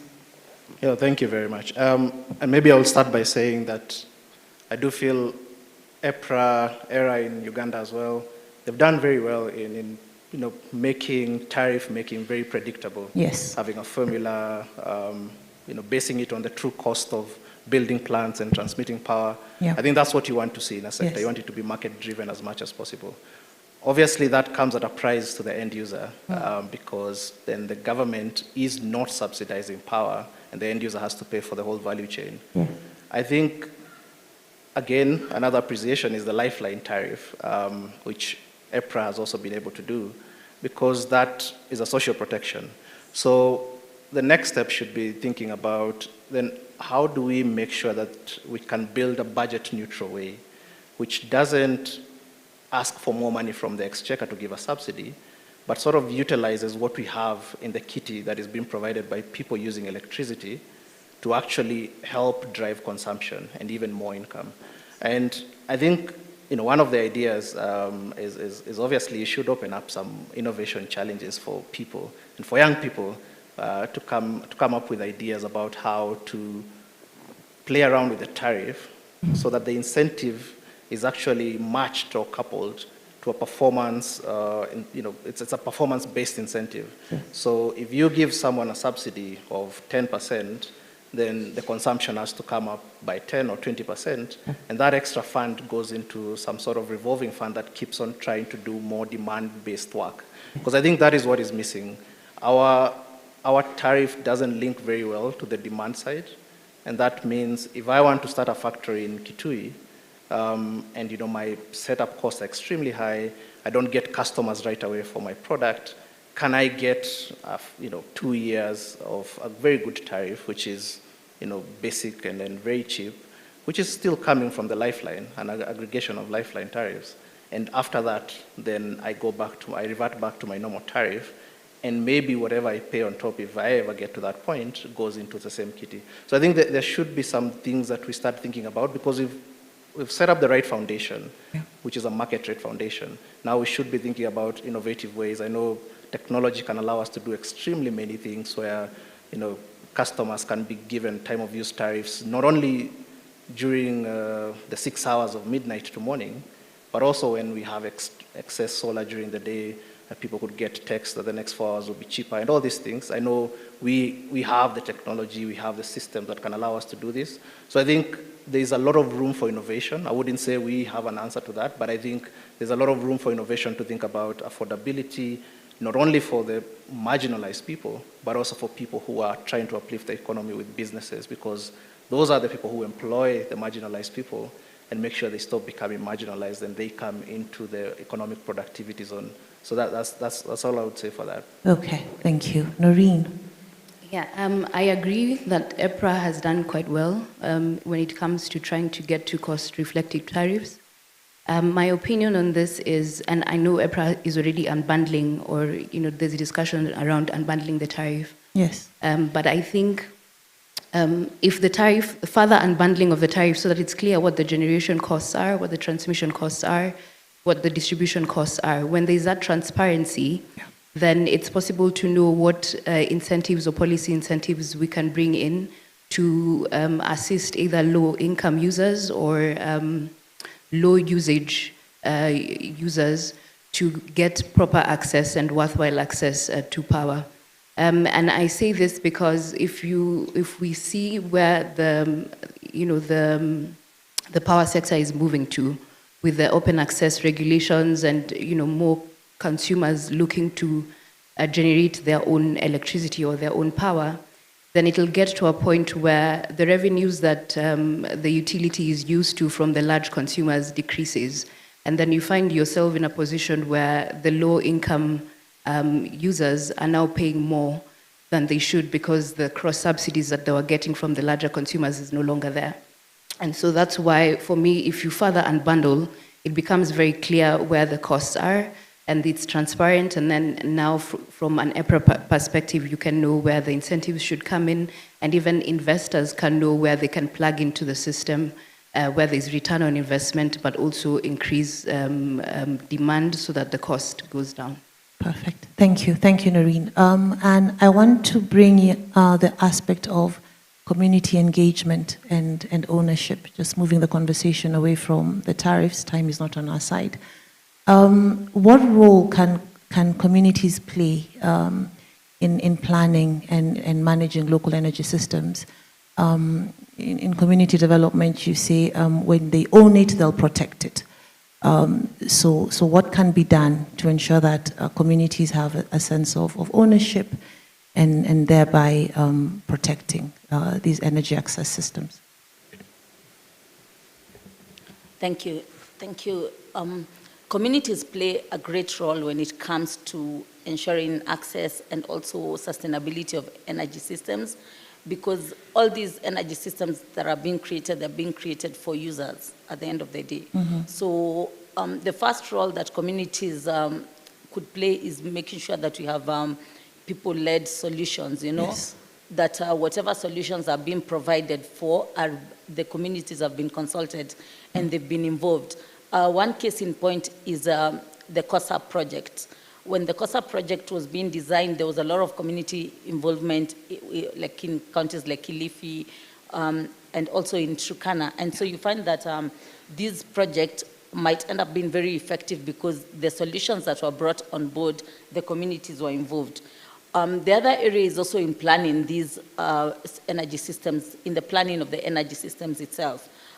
We are now having the county energy plans, and the role of the county energy plans is to ensure that the communities are involved in providing data, in participating in development of these energy plans so that they're able to say, this is where we look at our needs being. These are the solutions that will work in our area. You find like in a sector like clean cooking, not every solution will work for every other community. Yes. So you really have to ensure that whatever solution you're taking to any area is really being advised by the people. It's tailor-made to the community. Yeah. Then the other role we've seen the community being very critical in is in operation and maintenance, like for the mini grids, or even when it comes to solar home systems. So you're deploying these systems in areas that are really marginalized and sending O&M services. Let's say you are having a supplier from Nairobi supplying items in Turkana. Then what does that mean in terms of operation and maintenance if this person has to always go and maintain these systems in Turkana?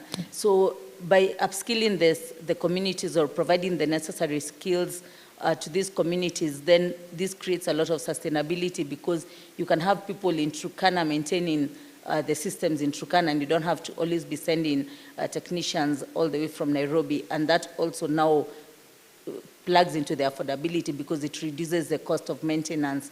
Yeah. Okay, absolutely.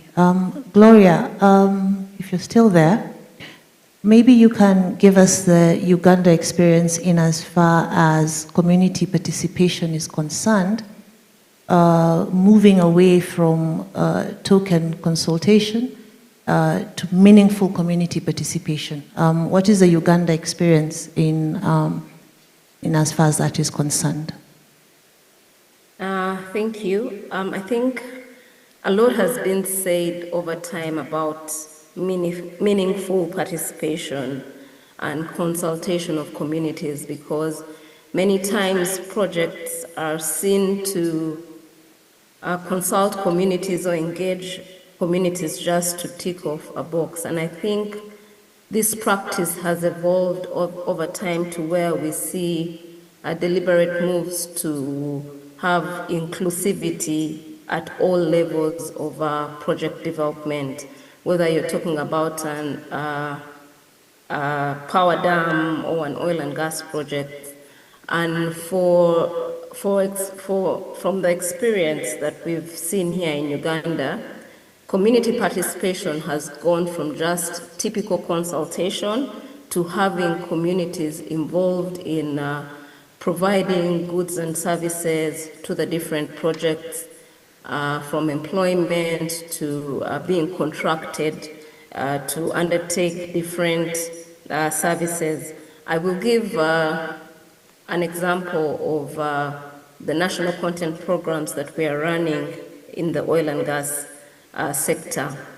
So each of the contractors that come onto the project or to come and work on the projects are required to have a national content plan and a component for community inclusion. And this community inclusion is not just sensitization, but it also goes into capacity building. If there's new technology coming onto the projects like the specialized welding, companies are required to see that the community members are being trained and given skills so that they can actively participate in the project. So we go from consulting them or giving them information to cooperation with the communities. Secondly, I think on the electricity side, clean cooking has seen is a project that touches the hearts of the local population. And so there's been a lot of reach out through opinion leaders, through the churches, through the cultural kingdoms to support these projects and help have them go deep within the communities. And that is why that is how we will see the impact that we want to see, the value that is coming into the communities, the change in terms of less pressure on our forests and our natural resources, if we have involvement at all levels, from consultation to active participation, and then from communities having their standards of living uplifted from participation in these projects. Thank you. Thank you, Gloria. I would like us now to very quickly, for our sake, for you to describe for us what success looks like, in your opinion, in as far as people-centered access. What would you see as a winner in as far as people and access to energy and people involvement is concerned? Dennis? Yeah, thank you. I think, as I said at the beginning, for me, success is that there is economic development once you give electricity. I think that has to be where we start with everything. Yes. So, Director, we do have EPRA reports annually or semi-annually. Yes. And we have the Kenya National Bureau of Statistics that also does their, I don't know how many years they take to do a report.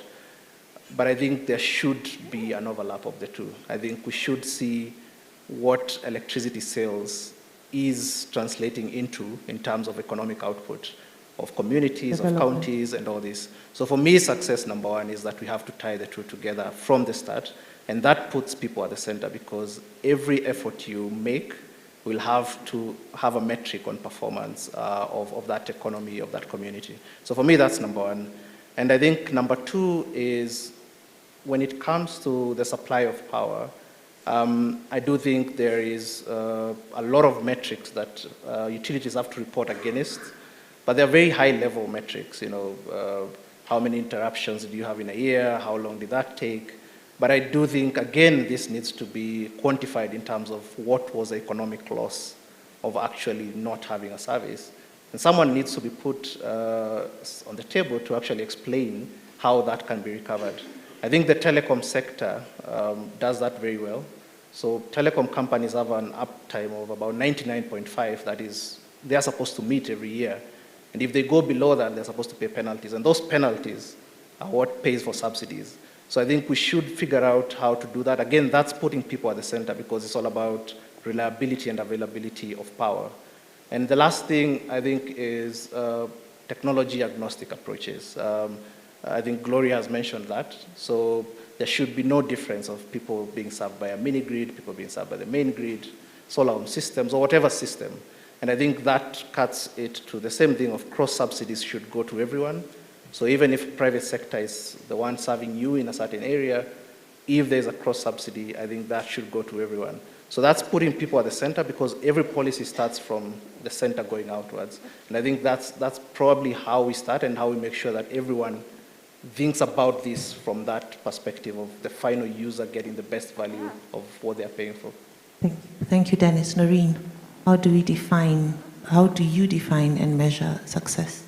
Yeah, I think Dennis has properly captured it. But I wanted to look at it from a community participation perspective, and borrowing from what we're doing in the mining sector. Yes. And we've seen it even in Zambia, having tried this, what I'm about to suggest.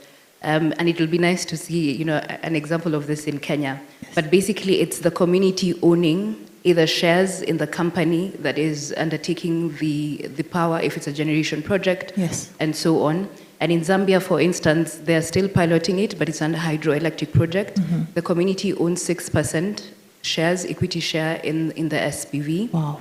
The community then gets $500,000 per year for community projects, over and above the 6% share of profits that they get from the project. Okay. We are piloting that in the mining sector. In the mining sector, what we have tried to do is have the community get a shareholding, a non-dilutive, non-contributory shareholding, and then they also have a seat on the board of the SPV. Wow. So their voice is heard, and the articulation of their issues is also presented to the board. And so I think that would look like a good, successful project from yes, power sector as well. If they own it, they protect it. Yes. Anne? Thank you. I think I'll just add on to what the previous speakers have spoken. Yes. Have said. And number one, data, just as Dennis has said. So what data are we reporting? From my point, I would be looking at access and use. Not only are we connecting people, but are they using the power that they're being connected to? Then number two, affordability, the percentage of income that is being spent on energy. So if a household is spending 50% of their income on energy, do we say that is affordable? So such metrics are very important. And then also, I would love to see, like, when Kenya Power reports the target connections, how many are going to marginalized areas, how many are going to other areas? You know, such kind of metrics would be a good measure of how successful are we being in being people-centered. Then also now, when you come to the social aspects, once these people have been connected at the local level, how many, are we seeing improvement in social activities? Are we seeing an improvement even in schools? How many school-going children are we seeing an improvement in the numbers? In the hospitals, when we talk maybe clean cooking and respiratory illnesses, are we seeing the numbers declining? And also in terms of championing at the community level, how many champions are we having for these initiatives? So for me, that would be like what I would look at and say this is successful. Utility. Gloria, we'll finish with you and just describe for us what success looks like in as far as access and community inclusion is concerned. Okay, I agree with much of what has been said, so I'll try not to repeat. Uganda has one of the youngest populations. We have, I think 50% of our population is under the age of 17. And I think close to 30% is in the 18 to 30 age group. And this means that it is an opportunity, but also a challenge. So when we talk about energy access, success starts with, of course, the numbers, how many people are connected, you know, and after we have the numbers, how does this translate into the value created for the communities, for the people? And like, I think it's Noreen that said that, how are we translating this access into, for example, the education sector? If we say that we are skilling youth, if we are teaching people the highest level of certified welding, after they come out of the institution and go back home, are they able to use this skill? Do they have the space and the platform in terms of, can they afford the energy, the power to pay for the electricity required for them to use this skill?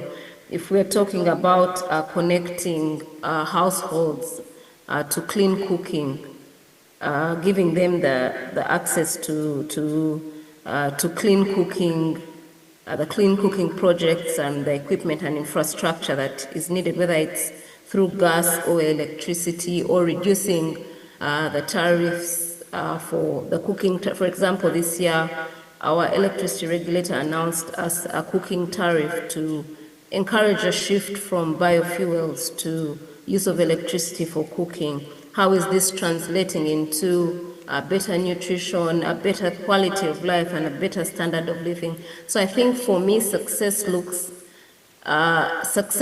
like how we are seeing these numbers, the growth in numbers, translate into value for the community and for the population. That is what success is to me. Thank you. Thank you, Gloria. Duncan, we have a lot to say, but we don't have time.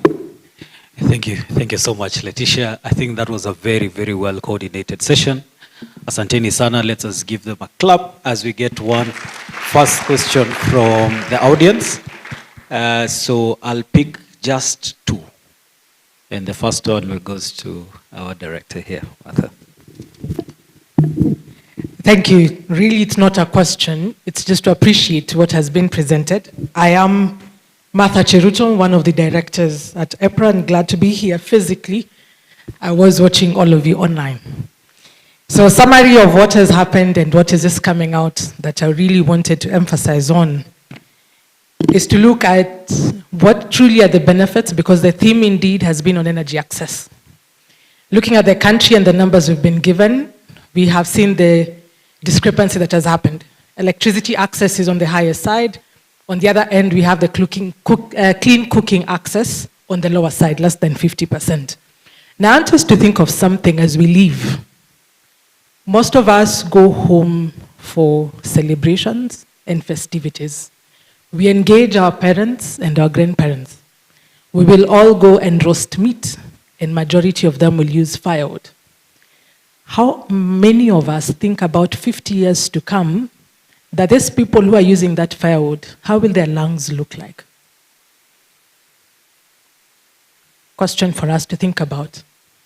Because currently there is an alarm. We have old people dying because of carbon monoxide, because of lack of access to clean cooking. Now, what does that mean to us as energy practitioners? This is something we have to fast track very fast and ensure we increase the percentages of access both to electricity and clean cooking, because we expect as a country, and I'm seeing from this group we have many young people, definitely they expect jobs. So energy access definitely will enable us grow the economy and have access to jobs for the people that we are graduating. On the second side, we're also looking at health, and that's why I insisted on it. That when we improve energy access, we will definitely have access to good health care, and health will be improved in this country, and therefore our rate of living goes up. The other thing is matters education. Energy access, without it, education becomes a thing of the past to others. But when we improve it, then it means we have increased the literacy level of the people of this country and beyond. Matters to do with environmental sustainability, which was discussed here. Referring to the NDC, the nationally determined contribution, if you look at it, mitigation discussion is also matters energy. And therefore, any technology that we're thinking about will reflect environmental sustainability. On a wrap-up, what are the other factors that are going to do this? In summary, we have discussed affordability, which is great. So definitely we want everyone to afford the all levels or all segments, and includes what I think Dr. Faith talked about, inclusivity in the previous. We also have matters to do with the infrastructure, and I love that all the agencies have participated, because the infrastructure cuts across. Whether you speak of electricity, whether you speak of clean cooking, infrastructure is very critical. The other thing that comes in is matter sustainability, and this touches on the previous paper on green hydrogen. Because sustainability is key. We might propose some technologies or we might propose some solutions right now, but in the next 50, 100 years, when some of us will not be in this life or this earth, will it still roll? And it means continuous improvement. Improvement that would be required, and ideally making sure that it is equitably distributed, that everyone can access to it. So as we do this, it would be imperative that as we all leave, each of us has a role to play, both academia, the government, the private sector, and let us take it down all the way to the devolved units at the ward level. So that when we start the conversation at a location discussion and ensuring that energy access is improved at that lowest level of devolution, then definitely I believe the next time we'll be having such a conference on energy access, we'll be saying from this, the 6th Annual Research and Innovation Conference of 2025, it generated and it made a great impact to us. So from my table is just to say congratulations to everybody that has participated, well done. Looking forward to implementable actions from this. Thank you very much. Thank you, Director.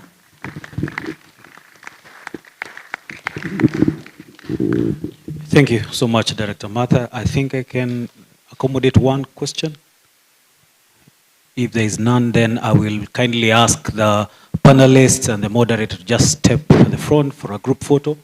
Shadrach, if you're within sight, please.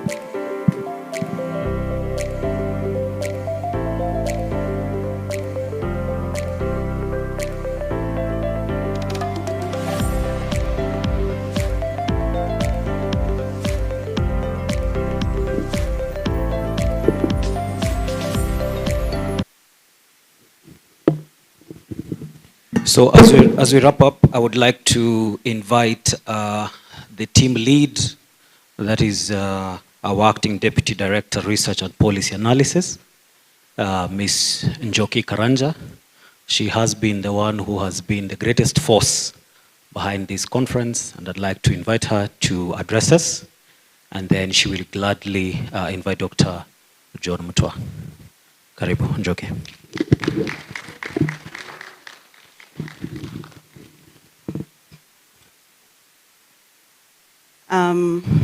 Thank you, Duncan. So to our EPRA Board of Directors present, innovators, researchers, industry experts and development partners, distinguished guests, good afternoon. So as we come to the close of the 6th Annual Research and Innovation Conference, I have the great honor to give a few remarks before I invite my director up on stage. I wish to extend my heartfelt appreciation to the EPRA and Research Innovation Committee members, some who might be in this room, so please a round of applause. They have worked tirelessly for an entire year, going through research papers, helping come up with concepts, and also co-opted members who have been behind the scenes to make everything work. To every speaker, moderator, panelist, master of ceremonies, and attendees who have contributed to making this past 3 days a success, asanteni sana. We have gathered here with a shared vision, accelerating energy access through innovation, partnerships, and inclusivity.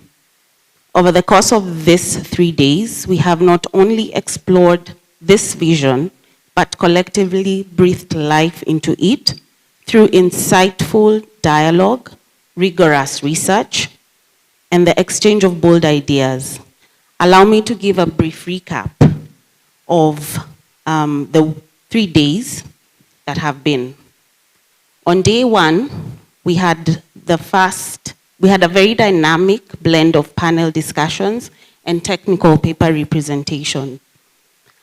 Our opening panel on just energy transition and universal access through innovation provided a powerful foundation for the conversations that followed. It highlighted how innovation can leapfrog the transition to sustainable and affordable energy for all. We delved into 3 research papers, the potential of free cooling for data centers, explored safety concerns through the lens of petroleum truck accidents, and looked at how renewable energy for desalination can address the dual challenge of water and energy security. Allow me to mention that the 3rd paper was done by very young engineers in the house. I see them. Marcella and her co-author, and they're graduate students from Moi University, and they were mentored by one of our colleagues, Dr. Fenwix Musonye. Our 2nd panel focused on regulations as an enabler, reminding us that sound regulatory frameworks are vital in creating a resilient and equitable energy sector. We also explored strategies for driving investment in oil and gas, a session that unpacked policy and financing frameworks to enhance national energy security. The last panel of the day was curated and delivered by our youth, Gen Z. I don't know what you say, ahoy, or clap for yourselves. Gen Zs in the house. Okay, there are few. For the first time ever, we had a youth panel. They demonstrated the power of entrepreneurship and professional skills in expanding energy access across Kenya. On day 2, we began on a powerful note with the Women in Energy breakfast.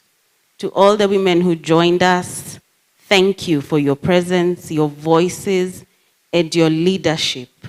May the connections and affirmations we shared carry beyond this week. And to the men who felt left out, we saw you trying to take a peek.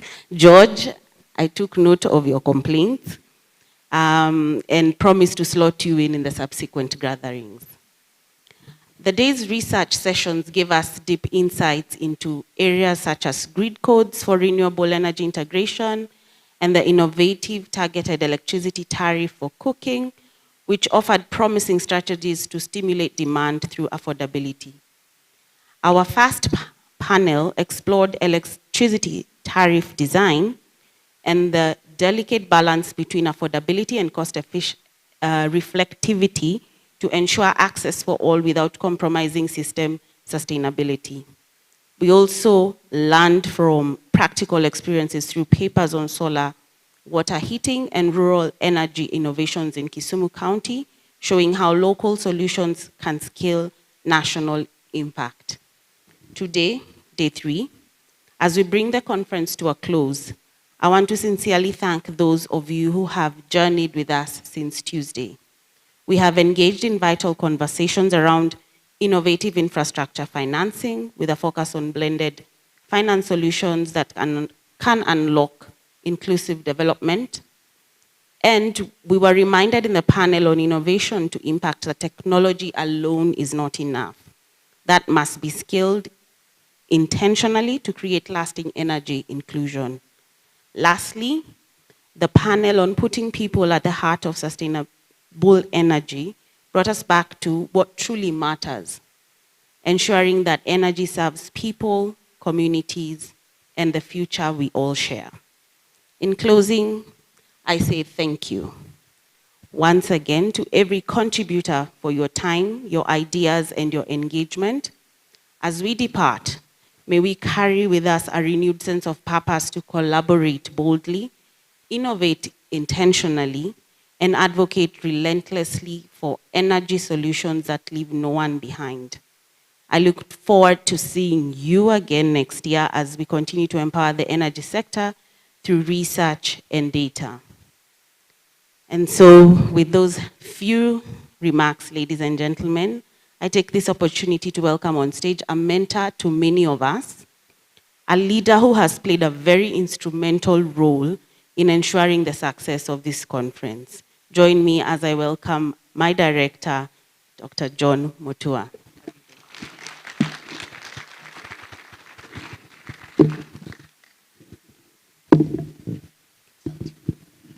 Well, thank you, Joki. That was quite an introduction.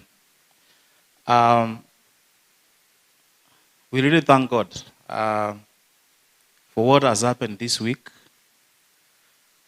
And as part of the EPRA family, I'm really very grateful to God that we have been able to achieve what we purposed actually from the beginning. So to our board of directors of EPRA, actually who have been with us the entire 3 days, from the chair of the technical committee, Director Masai, Jen Masai, Daktari Jeremiah, and also Mother. Mother, we designed actually with Mother the first time of use tariff. And I'm glad you have joined the EPRA board. It was a surprise. I was told there was somebody. I didn't know it was. I was told there was a politician. I didn't know they were technical. So welcome to EPRA family. And thank you very much, Gashao, for the support throughout the week. So on behalf of the DG and management of EPRA, I would just want to say thank you, just to add what Joki has said, that EPRA has been challenged by all of you, because as we said from the beginning, we are just coming to share knowledge, research and innovation, and just experience what the regulator is able to generate. And if you have seen, we had the research from the sector. We had researchers from Kenya Power, KPLC, KenGen, we had Kipra also here. And also we had also our sister regulators within the region from EWURA of Tanzania, from Pula of Uganda, ERA Uganda, and also the ERA of Somalia, who had come in as observers. Because really, if we are to transform Africa, we have to look at the continent as a place where we are springing up ourselves and build transformation that will achieve greater influence and prosperity for our people. So to our stakeholders, we really appreciate you. The questions, the comments that you have given us, we can only use them to improve our work next year. Actually, start in July 1st. We have a lot of work, Njoki.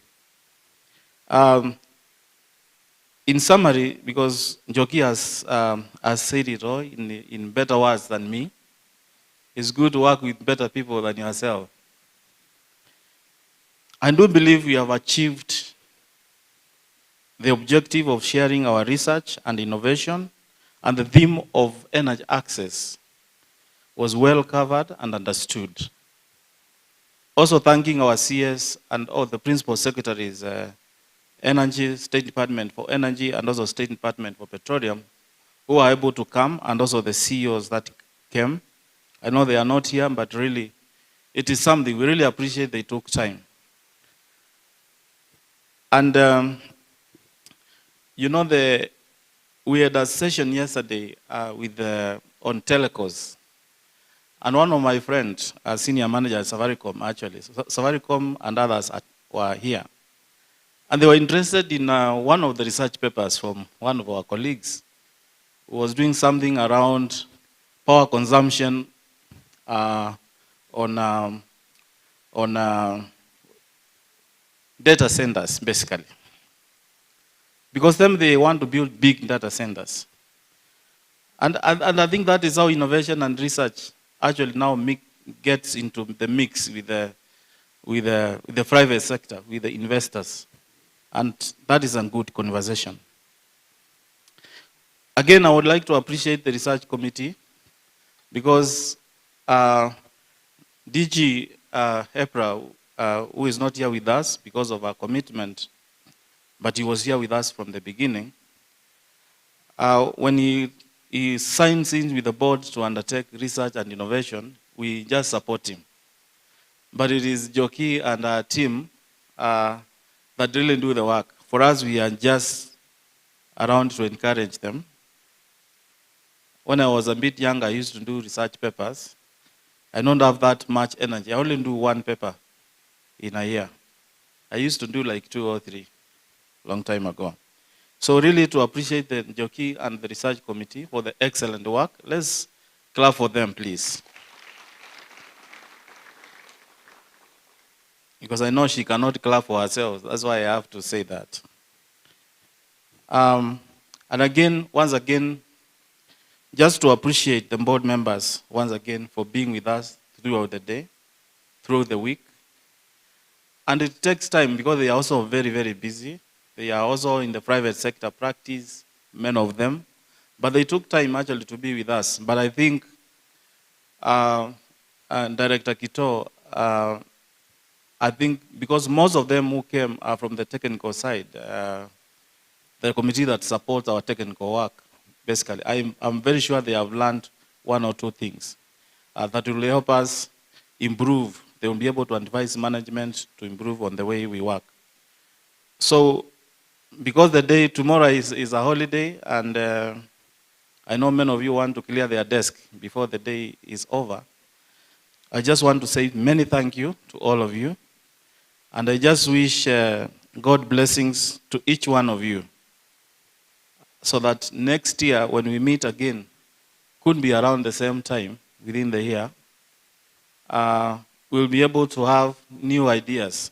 And people like Duncan, lawyers, will also write something, because I know they have a lot of knowledge. Because sometimes when we say research, people think it is the engineers, it's the economists, And we leave out actually legal research, which is so critical. And even communication, I like the panel that was led by my sister, Letty. Because maybe of the media experience, maybe communication, she did it so well. And I think that was something. So with that, thank you so much. At this point, I would like, I have the honor to invite our director, Dr. Jeremiah Obingo, who will be making his, the final closing remarks and also bless us for the rest of the weekend. Thank you very much. Karibu Daktari.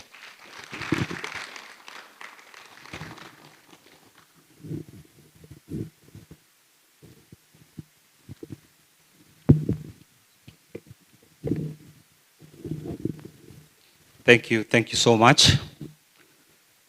Good afternoon.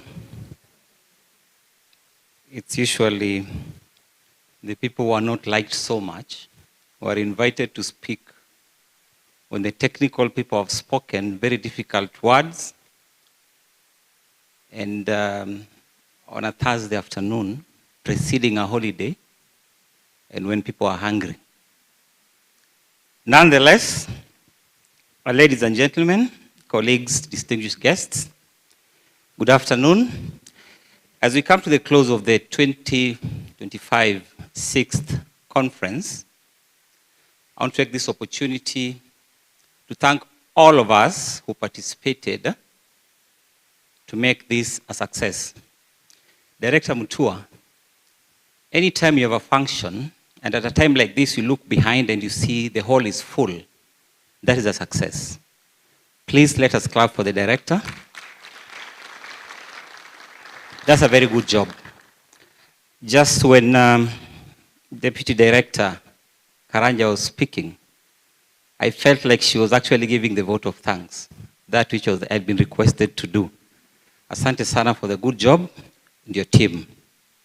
On the first day of the conference, we had the pleasure to host, or rather, is it the CS who was hosting us or we are hosting the CS? I think we hosted him as EPRA, together with the principal secretaries, both in energy and petroleum, and the dignitaries from the Ministry of Energy and Petroleum. And we want to say, to extend our gratitude to the CS for finding time to join us. As we moved along, of course, my co-directors at EPRA, led by Jane. We also have a Gen Z, by the way, in our directors. Inua mkono tafadhali. We have a Gen Z director, and also so two of my colleagues here, our new director, Martha. Thank you very much for the support to make this a success. The management of EPRA was led by DG, who is not here at the moment, but he played a very crucial role, and it's just good that we appreciate him for the good job they've done together with the CS and the entire EPRA management. We had our stakeholders. Kenya Power and Lighting had a booth. We had KenGen, REREC was here. All the stakeholders in the energy sector were very crucial in making this a success. Yesterday, there was a session for the women in energy. I only watched, I did not peep. Huh? You said someone was trying to peep. I did not. I only watched it. And it was nice to see very energetic ladies in the energy sector. At the end of it, it all ends up mainly in the ladies' docket. So it is good to see that the ladies came out very strongly. And we appreciate the role of ladies in our lives. Tuwapige makofi tafadhali. The youth presented, and it's a great thing to see that the future was well represented by the youth. The panelists who came here, we appreciate you very much, both who are here present and those who are online, because that has been a very strong presentation from the energy sector. You get very powerful people speaking, and on Tuesday I got a bit confused because they were speaking about kilojoules and kVAs and those difficult things that were in physics. So I got a bit confused. At least today they were talking about business and how to harness energy. That's a bit easier for me. But Monday was a bit difficult. It made me skip yesterday but then I got wind that today would be easy. It has been relatively easy for me, daktari. In future, please changanya. Unaeka pesa kidogo, unaeka kilojoules, alafu unaeka hiyo ingine. Thank you very much. I wish to extend our gratitude to all the panelists, all the moderators who did a good job, the participants. We have students here who are the future leaders. Asanteni sana. I'll not forget to invite all of us. Since tomorrow is a holiday, we have Saturday and Sunday. Those who are from outside the country, please pay a visit to the Nairobi National Park or Amboseli so that you can be able to enjoy the other part of Kenya. Nasema shukrani sana, asanteni sana kwa kufika. I saw our fellow neighbors from Tanzania. Thank you very much. Ile vita ni ya internet tu. Hapa tunafanya kazi pamoja, isn't it? Maneno ya internet atuleti hapa. It has been, tumpigie makofi tafadhali. We had panelists from Uganda who has just been here. Thank you very much. We had a gentleman from Kenya who is working in, I think Ghana, was online. We cannot mention everyone in person, but we can only say we are so grateful for all of you who created time to make this a success, to participate. Our expectation is that next year we'll be discussing about the success. Part of the session could be the success of this, what has been driven from this, moving into the next conference. And we wish you a very happy Eid. I think lunch is served, Director. Yes, so lunch is served. And may you please leave, when you leave, kindly have at least 2 new numbers of people we've never met so that the network continues to extend. Thank you very much. Asanteni sana. I wish to take a rest. Thank you. Asante.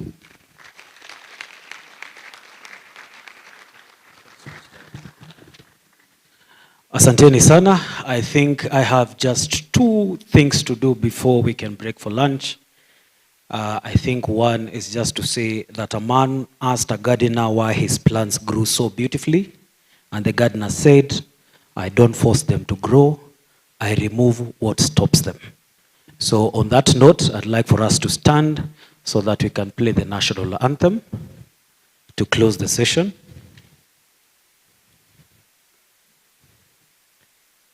And then immediately after we are done with the national anthem, I'd like for you to remove your phone and please take a selfie. Take this moment as a memory before you break for lunch on the 3rd floor. Thank you.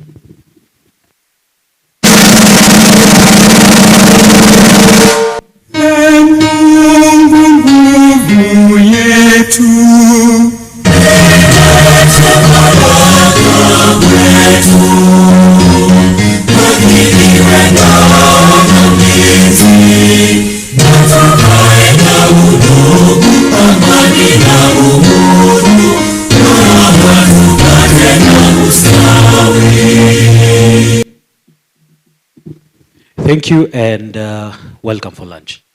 Na msisahau kupiga selfie tafadhali. Please do. Take this moment and savour it. Please take a moment and take a selfie. Make sure you take with as many people as possible. George, I'm watching you actually, eh? Please, yeah, please. Yes, piga selfie. Hata mimi napiga. Wacha nitoe simu.